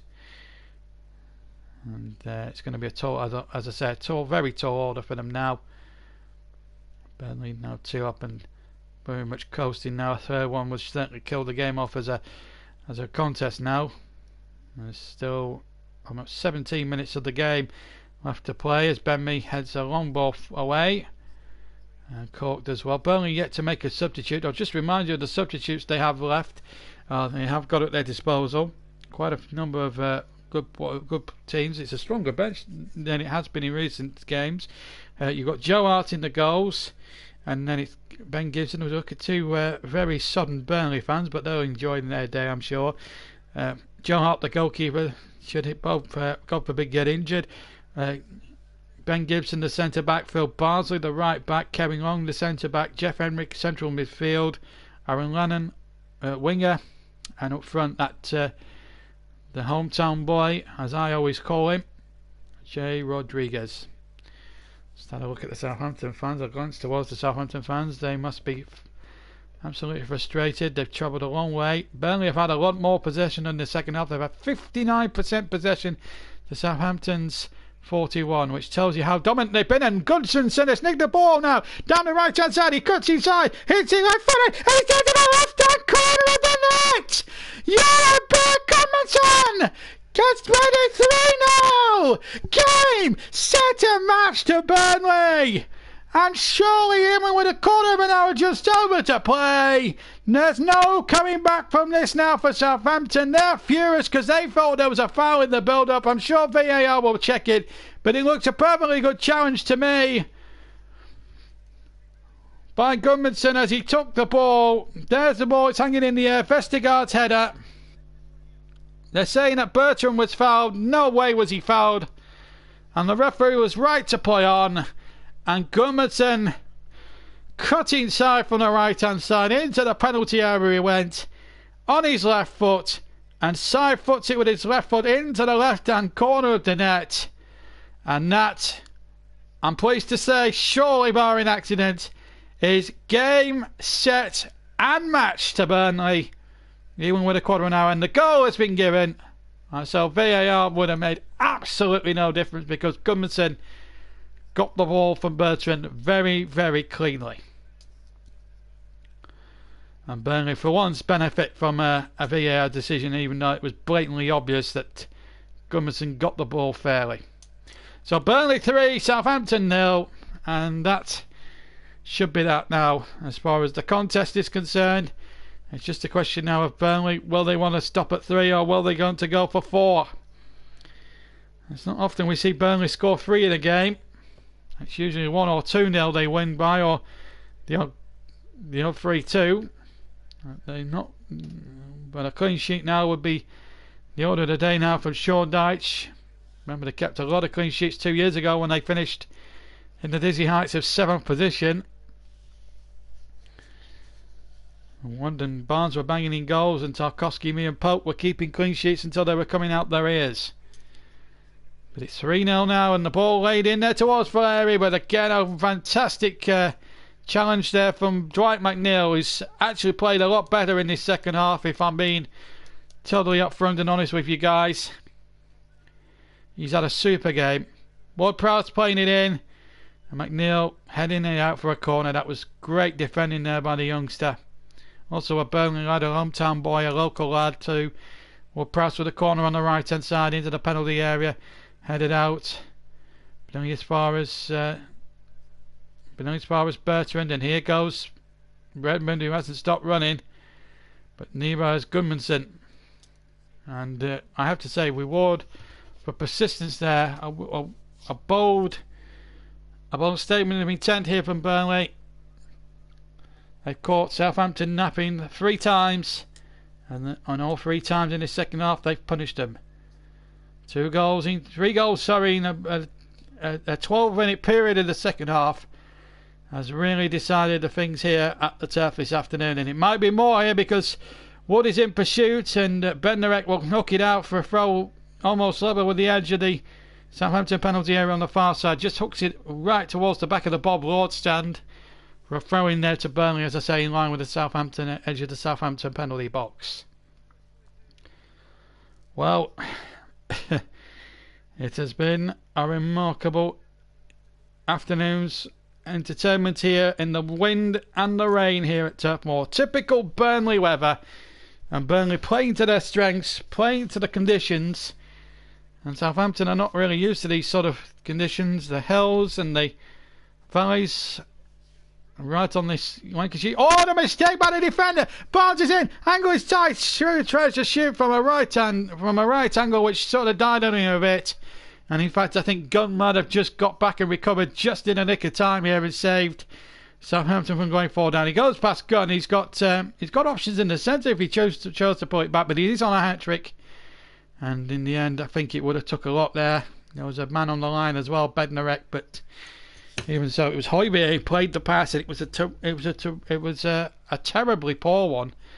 It's got to be said anyway. Burnley, all they get for that is a corner, but he might still profit from this. Here's the corner, floated in towards the area. Ben Mee's up there with Tarkowski, and it's another corner, second in succession for the Clarets. Or is it? It's a goal kick, and Tarkowski, look at the way they want to run back. They know, messes me and Tarkowski, that there's a clean sheet here to protect, and they want to keep that sheet from clean for as long as they can. They've got another 11 minutes plus the additional stoppage time to just hold out and keep the clean sheet and keep it maybe at 3-0, but Burnley will have other chances. We're going to see some substitutions surely in the next few minutes. Will we see J-Rod back at the turf in a bit? Be a nice occasion once he does come on, J. Rodriguez. So many important goals in his first spell. The most memorable was the third goal in that never really forgotten Carling Cup semi-final of 2009 when we had to come, Burnley had to pull back a 4-1 deficit. He got it back to 4-all. Unfortunately, Tottenham scored 2 late extra time goals to stop Burnley from going to Wembley that season in the League Cup. But of course, we went on to win the playoffs.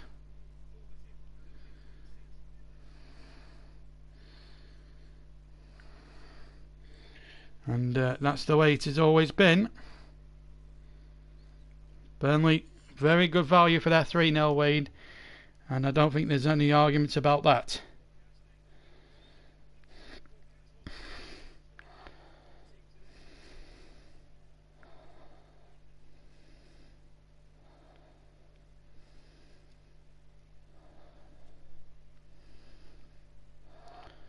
So Burnley 3-0 ahead.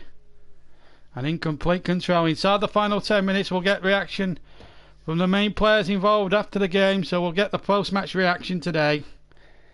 The late coverage of the game, and then we'll just round up all the other scores from the weekend as well. Plenty of live football to come in midweek. We'll tell you about at the end of the programme as Tarkowski wins the tackle on the edge of the penalty area, and he does exceptionally well, exceedingly well.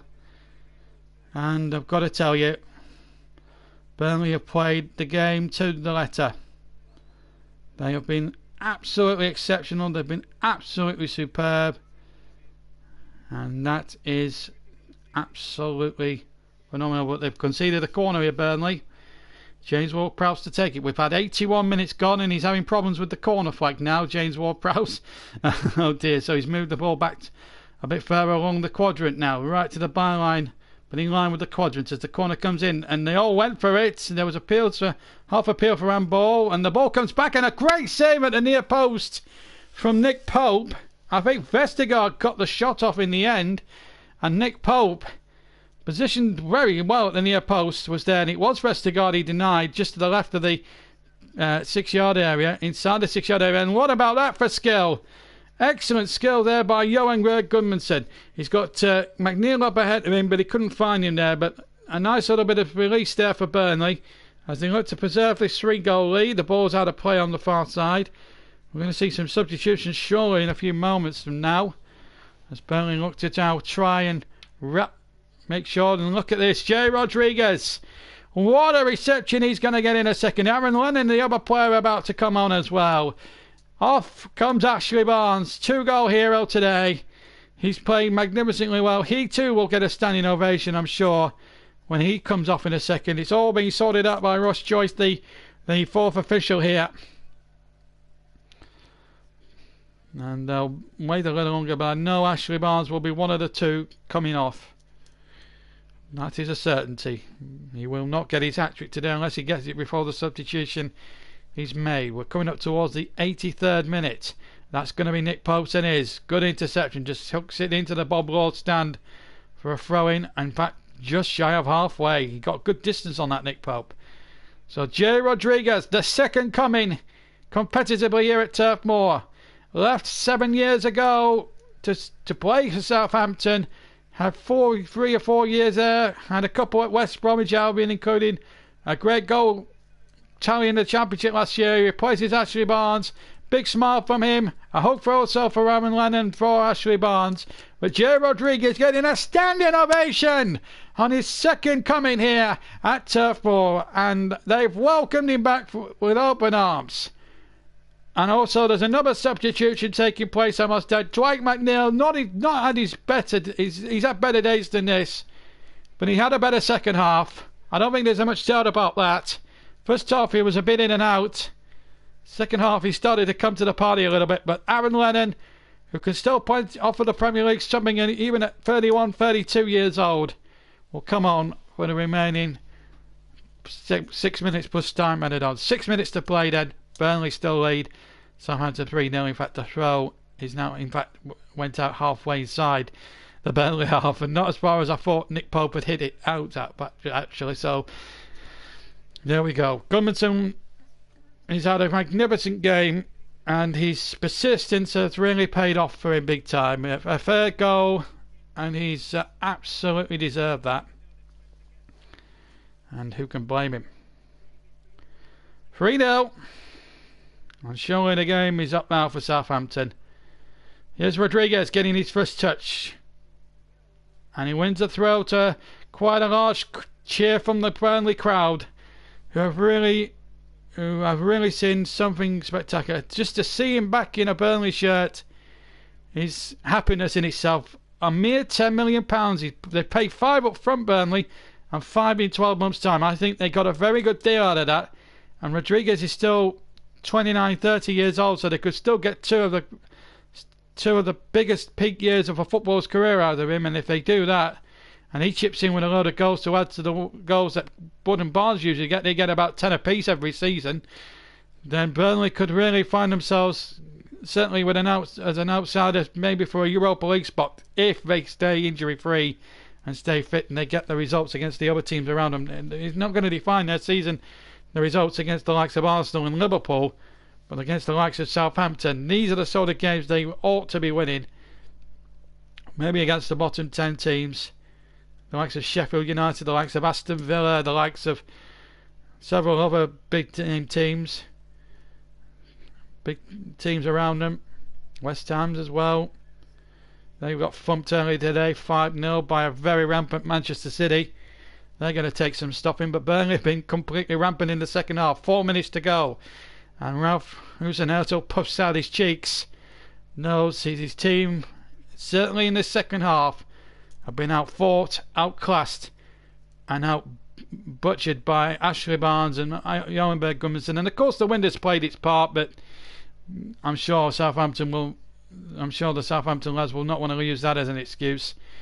They know the conditions, they know the deal. When they come to Turf Moor, the conditions are always going to be very difficult to play against here. Certainly when you've got the moors surrounding the stadium and hills. It's high on hills. We're in Lancashire, not flat land down on the south coast now. And Burnley making good use of the weather conditions and the good use of the advantage of the wind. And Southampton had the same opportunities in the first half, but just didn't take the chances.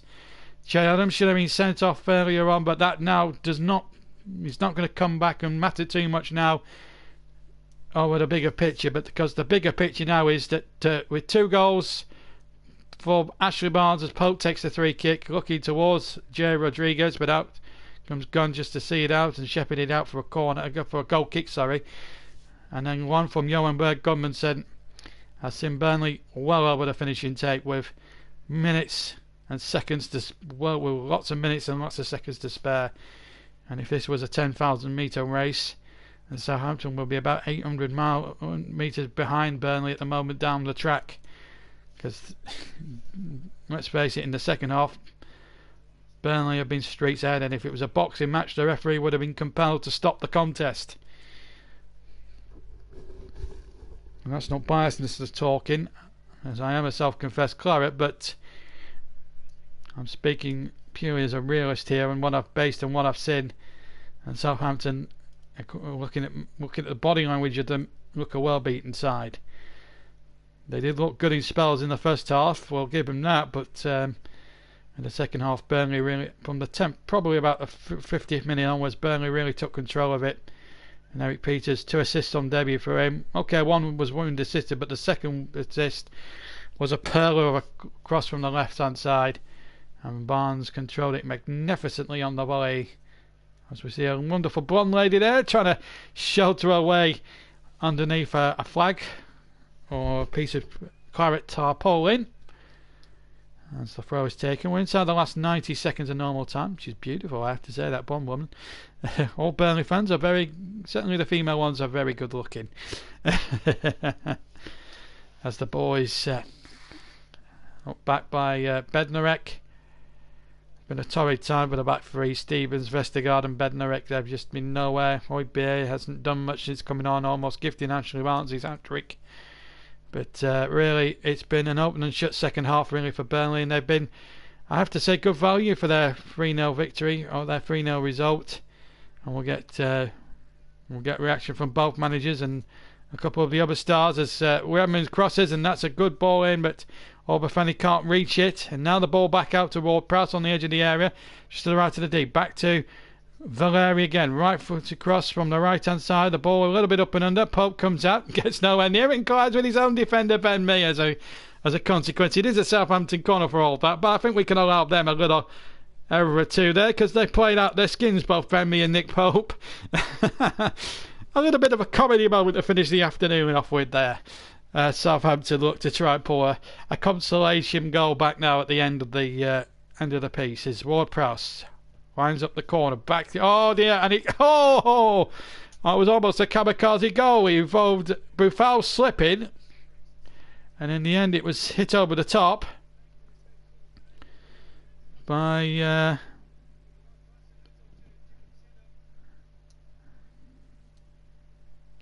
I wonder who's got the shot there, but it was hit over the top anyway.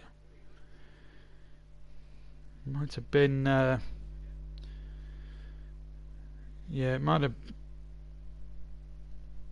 been Højbjerg who hit that over the top anyway. It's a goal, regardless of which, it's a goal kick anyway. Burnley 3, Southampton 0. Nick Pope with the kick. We'll have 3 added minutes. 3 added minutes has been signalled by fourth official Josh Joyce, and we've had 40 minutes of the first of the 3. And it looks as if now it's just a question of just dotting up the I's, crossing the T's, and Burnley's seen the result now over the line as they look to get off to a good start. As things stand at the moment, they would go 4th in the table at this moment in time. But it's been a very good performance from Burnley. I think in the second half especially. Ashley Barnes, in my opinion, if you were having a poll for a JB man in a match, not that we're going to have one here because that only applies to live matches, and then I think a lot of people would have said Ashley Barnes would win the award purely and simply because of his 2 goals. So I think Ashley Barnes, I think he's got the main man in the match, and he's got the sponsors man in the match. Quick word about the sponsors man in the match this season down at Turf Moor. They used to win a bottle of champagne after every game. Now they win a bottle of Benedictine. And Benedictine, in case you're not from Burnley and not familiar with the parts around Burnley, is a drink that is a liqueur drink that back in the 18th century actually was invented in the town. So it is a bit of a Burnley tradition. So Benedictine, a bottle of Benedictine, because Ashley Barnes has just been announced as the sponsors man of the match. 1 minute of the 3 to go then at the end of what's been a very satisfying second half if you're a Burnley fan, and it's been good to watch too, I've got to say. So 3-0 is the score. Of course we'll get some reaction, of course, from the main protagonists involved at the end. Don't forget, this is a rerun of the game, as we see James Tarkowski. The smile is on his face. A lot of people forced him to do what he did at Brentford when he was linked with a move to Turf Moor at the time and go on strike. Not a bit of it. His professionalism has shone through, and I think he's enjoying his football at the moment. As Pope takes the free kick in there again. Oh, he almost came to Chris Wood. In fact, he was offside anyway, Wood. 4 seconds and the stoppages to go, and Burnley, good value for their 3-0 victory. And the kick taken by Angus Gunn. Long clearance, and there goes the whistle to end the match What a performance from Burnley. 3-0 winners over Southampton, and very good value for it.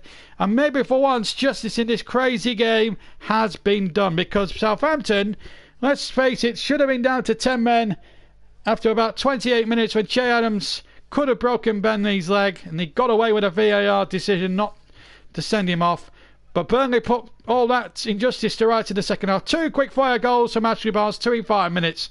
Gudmundsson adding one in the 74th minute to make absolute. Barnes spurned the chance of a hat-trick, but Burnley off to a great start, and considering what they've got to come in terms of the next 3 fixtures, they go away at Arsenal, away at Wolves and at home to Liverpool, then that's a great start. But Southampton, the month could be a lot tougher for them with games against Liverpool and Manchester United at home to come. But it's Burnley who take the spoils, and they've beaten Southampton very comprehensively, I must say, by 3-0. As the teams now make their way off, Burnley, as I say, at this moment in time will go into 4th, and they get a standing ovation. But Southampton, a well-beaten team, and their supporters will go home very disappointed indeed. It'll be a long journey, 400 or so mile journey back to the south coast for them, but it's a win for Burnley. They're off to a flyer. Winners today by 3-0. Let's just recap the first goal. The 3 goals for you. First one, Wind assisted. One ball from Peters. Finding Barnes, hits it right foot under Gunn's legs. Through Gunn's legs, in fact, into the net. That came after 62 minutes. 5 minutes later, great cross from the left-hand side from Peters, and a terrific volley with the right foot by Ashley Barnes into the left-hand corner. Made it 2-0. And then the third goal, a great interception there by Gudmundsson. Southampton wrongly appearing it was a foul. VAR checked it, and it was correct. And Gudmundsson proceeded to put it in the left-hand corner, and that gives Burnley a terrific start, and they win the game by 3-0.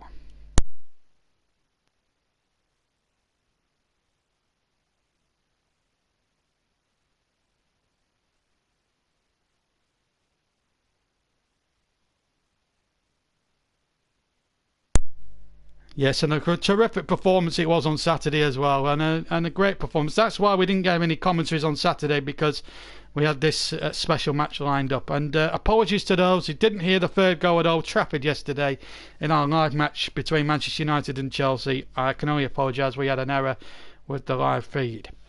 But a great performance anyway from Burnley, 3-0. They have dropped to 5th place though since Manchester United won 4-0. So, as I say, we'll look over the last few moments results with that. But let's see if we can get a bit of reaction as well, because obviously we've seen what's happened. We saw what happened the other day. Let's see if we can get some reaction to this. Burnley, of course, winning by 3-0 today, and they were good value for their victory as well. So let's see if we can get some reaction to that. I'm hoping to get some reaction, but at the moment we're struggling to find something at the moment. But one thing's for certain, we've enjoyed our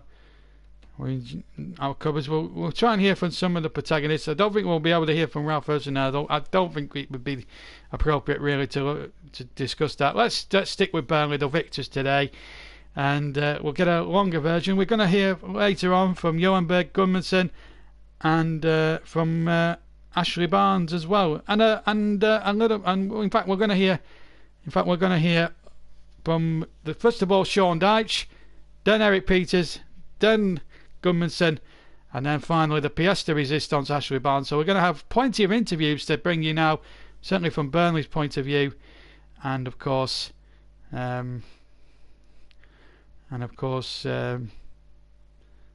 all the protagonists. So let's get some reaction first, and we're going to start with the Burnley gaffer Sean Dyche, and how he was delighted the way we played this on Saturday afternoon. Here he is now, speaking with Darren Bentley.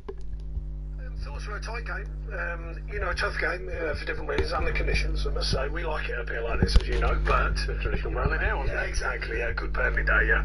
But no, it's unusual to have these kind of conditions, particularly the wind more than the rain. The rain's not a problem, but the wind, it was the ball swelling everywhere. I thought we handled it well. But overall, I think really the end, today's kind of the end of a very strong pre-season. I think the players have looked fit and sharp. They've had a desire in their eyes, so to speak. You know, the way they've been going about it in training and performances. And I think that's a deserved reward, really, at the end of a good pre-season, to cap it off with a really good performance overall. A tight game, but we found the details when needed, and we know we'll have to do that again over a season. But it's nice to do on the first day. You felt the lads had come back in really strong and confident, and they kind of went out with that attitude throughout the game, didn't they? Yeah, I mean, you know, down the years I've spoken a lot about it. It doesn't guarantee you things, but what you do, you're trying to push the odds in your favour. So if you're coming back fitter, you come out well, your eyes are alive, the desire's there, then of course I know I've got some good players, and then you add in the organisation, you add in the blueprint of what you think the team can perform. We stuck to our guns today. We stuck to well, I get questioned about a lot, you know that, but we stuck to the 4-4-2 against the 3-4-3 today, which sometimes doesn't combine well tactically. And I'm really pleased with that. You know, these are all decisions that need to be made, and I think the players have made great decisions this pre-season by the way they've looked after themselves, the way they've come back in hungry. The competition, of course, you know, changing people and getting that balance amongst the group. And I think all them things have paid back today with a very good performance overall, a very good performance that's won a game. And isn't football a funny old game? Woody takes all the plaudits with 9 goals in pre-season. Barnsley can't buy a goal, and then on the opening day, Barnsley got with 2 worldies for you. No, that's right. Woody stuck at it today. Barnsley, I thought his 2 goals were excellent. You know, and like you said, he's got a firm mentality for that. You know, I don't think he overthinks. I mean, his first goal, you know, yeah, I mean, it's one of them things that people underestimate that. You know, he's read the flight of it, the centre half doesn't, of course, but he's touching here. I mean, that's a fantastic skill to do that. Then his second goal, brilliant as well, because it's good build-up play. Eric Peters, it's a fantastic ball in behind him, and what a finish. So, and then Johan comes up with the icing on the cake. I mean, another sublime finish from a player who's come up really hungry this pre-season, amongst the many. You know, and I must say, there enormous respect for Tarky. A lot of noise this week, you know, about him, and he's here, and he knows the respect he's got from me, myself, the teammates, and the fans here, and I thought he was excellent today. And your big decision to make, Eric Peters at left back was one, and he's come up with 2 assists for you. Yeah, well, Chaz, to be fair, he's a bit behind the curve. He missed the early part of pre-season. That work's really important, and we've tried to fast track him through the games. But in balance, though, I must say, Eric's laid down a marker. He's made it clear in pre-season. He's not here to make up the numbers. He's been at it all pre-season. Fit, well, lean, he wants to play. And so that's a good sign. You know, we want that competitive edge. J-Ron, of course, and Drinky will get fitter. I mean, he's in good shape, actually. We've been really pleased with that. But he needs a week, 10 days to get more used to us and get a feel of it. But he'll know you know, them lads who are coming, they'll know there's a competitive spirit here. It's respectful, which is important. But I think you saw it on show today. There's people laying down markers here already, and I think that's a great thing to have. And it doesn't guarantee shirts, but equally, complete faith in all the players. You know, we've got. Yeah, and that's as far as we're going to play with Sean Dyche as regards that. Let's hear from Johan Berg Gudmundsson now. A goal for him, a terrific performance by him. Let's hear what he's got to say now. Again, this time with Phil Baird. Yeah, definitely a massive 3 points for us. Obviously, going into the Premier League first game, you always want to get on good starts, especially at home. And I thought we did that today. Obviously, I think first half was not the greatest football game, but in the end we took the 3 points, so it was obviously fantastic. Tricky conditions played a part in the opening goal. Yeah, windy out there. It was blowing everywhere, so it was tough for the defenders. But obviously Barnsley, just gambled on the ball and it went straight to him, and a fantastic finish. Tell us about your goal, because that just about sealed things at 3-0. Yeah, it was a good goal. It was a 50-50 ball, and luckily I won it, and then just decided to shoot and went back of the net. So and then afterwards it was a bit of I thought it was going to be a VAR decision taken off me, but no, I thought it was a good tackle for me, and I won the ball, and just happy to see it in the back of the goal. It is a new world, isn't it, with VAR? That keeper placed it for a free kick, didn't it, before the decision? Yeah, it is. It's a bit weird, and it's something we all have to get used to, but it is in the game now. We just have to get on with it. That's how it is now. It's a good start to the season, isn't it? We've had a really good pre-season, it seems, and you look fit and healthy. Yeah, I think most of the players in the squad are fit and healthy, ready to go. Really good competition for the starting 11. I think we've done really good pre-season, tough pre-season, but and we played some good football as well. But obviously, it was difficult today to play some good football because of the wind and all that. But we got the 3 points, and that's all that matters. It's a tough month, isn't it? Because we go to Arsenal, play away at Wolves, we've got Liverpool here. Important to get those 3 points in the bag. Yeah, definitely was. So obviously we have a tough month, as you said, but yeah, we just take each game as it comes, and today we got the 3 points, and we'll go to Arsenal next week and try to get some good result there as well. Always a big game, isn't it, at Arsenal? Always a game to look forward to. Yeah, it is. So one of the big teams, and a great stadium as well, so you look forward to them games, but I think we can definitely do a good job down there, and hopefully get some points. We've shown in the past we can get results against the Big Six, so why not next week? Yeah, definitely. I mean, we know we are extremely tough to beat. We work hard for each other, and we're going to do that down at Arsenal, and hopefully we can nick a few goals. And yes, why not, Johan? Why not? But one would be hoping. But let's also hear now from one of the debutants, obviously J-Ro coming off the bench. But one man who started was Eric Peters. I thought he had a magnificent game. Here he is now, also talking with Clarets players Phil Burt. 3 Southampton 0. That's a fantastic result on the opening day. Yeah, really, really good. First half, I think we didn't play really well. Second half we changed it a bit, but at the end, some good goals, and I think deserve a win. Premier League debut for Burnley for yourself, but you're an old hand to this. You played a lot of Premier League games at Stoke. I did, yeah. I'm happy to make my debut, first game of the season as well. I'm happy to be in a team. So the lads support me really well, and the manager as well. So I'm happy to be here and do my thing. But a couple of assists for you. I think the wind assisted the first one as well. Yeah, the wind assisted the first one, but still, if you don't put it there, you can't score. But no. I think it was good clearance, and then the wind took over, and then it was a great finish after. The second was a great ball in, wasn't it, that Barnes volleyed? Yeah, we do this a lot. I think it was a great play from us from a throw-in, changed the right to left, and then it was a good ball in and a great finish again. I'm thinking about the back five, the clean sheet's a big result as well, isn't it? Yeah, like assists are nice, but a clean sheet and a win is the best, especially for a defender.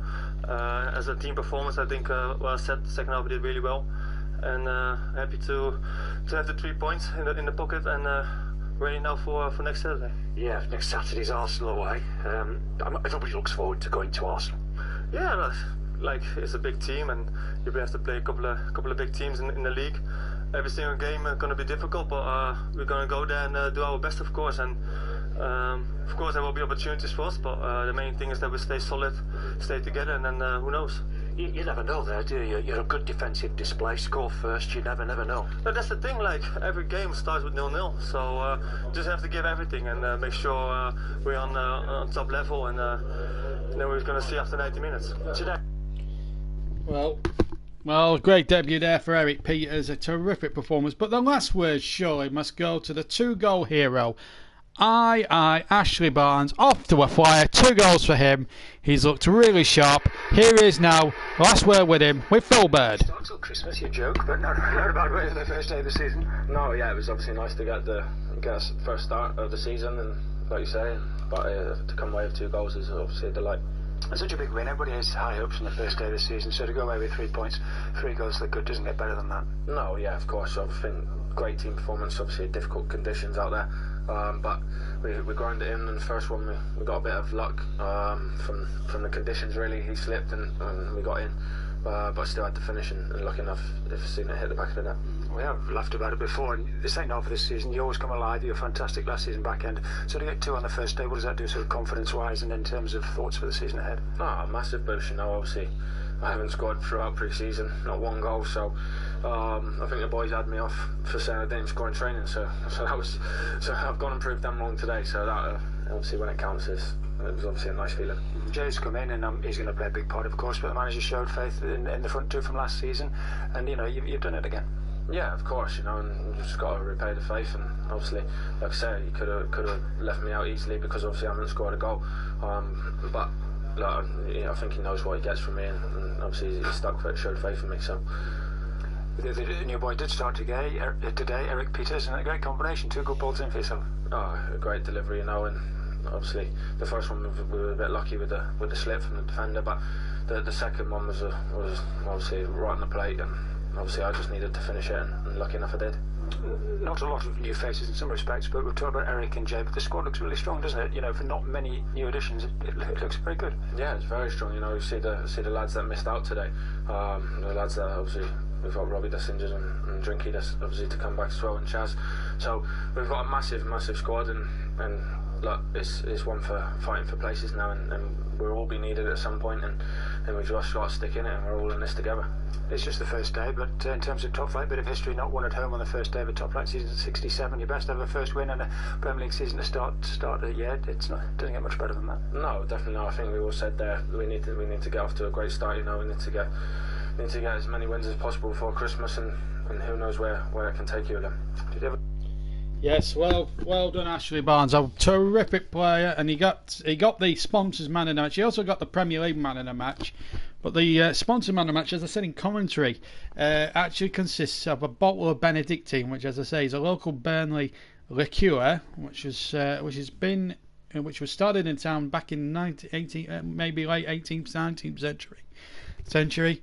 It's a very local tipple.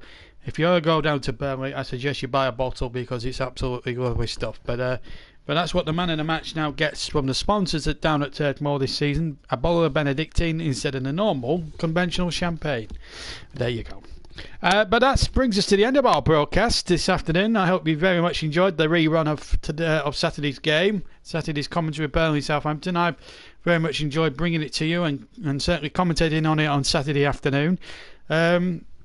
But there's obviously the football doesn't stop here on the Twitch and YouTube channels, because we're back live tomorrow with Carabao Cup action. We come from Salford. Salford City take on Leeds United. We'll be on the air around about 7:30 in the evening to bring you full match commentary of that game from Salford. And that, by the way, is a cup tie, and it has to be decided on the night. So extra time penalties, you might have to be prepared for that. And then on Wednesday, it's the UEFA Super Cup, the traditional curtain raiser to the European club competition season. 2 English teams involved as well. Liverpool, the European Cup winners, against the Europa League winners Chelsea.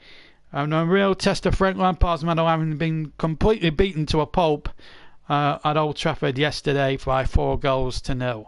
And you'll be able to hear that as well, also at 7:30. Commentators and extra coverage will be given out in due course. Those are our 2 midweek offerings. Saturday, I can confirm that one of our featured games and one of our live commentaries will be at Bramall Lane on Sunday afternoon. 1:45 we start, 2 o'clock kick-off, Sheffield United against Crystal Palace, and that'll be live as well from Bramall Lane. And hopefully the next night, the Monday night, we will have Wolves against Manchester United for you live as well. And any other live Premier League game over the weekend we'll announce a couple of days beforehand. But that's it from me. Okay, have a fantastic Monday. Enjoy yourselves. Burnley are 5th in the table at the moment. The 2 Manchester clubs top of the league. Let me just give you the table. Chelsea in the bottom 3 along with Watford and West Ham. Southampton 4th from bottom. Norwich, then Villa, then Newcastle all have no points. Wolves 13th, Leicester 12th, Everton 11th, Crystal Palace 10th, Sheffield United 9th, Bournemouth 8th, all have a point each. And then 7th place Arsenal have 3 with a +1 goal difference.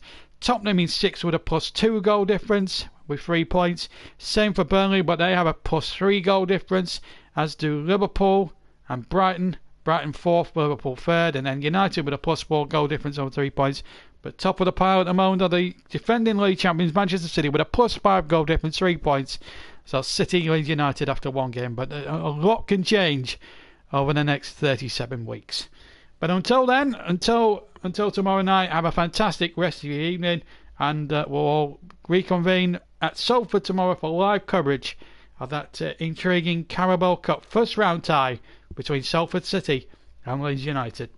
Till then, for me, JB, take care, and I'll see you soon. Bye-bye.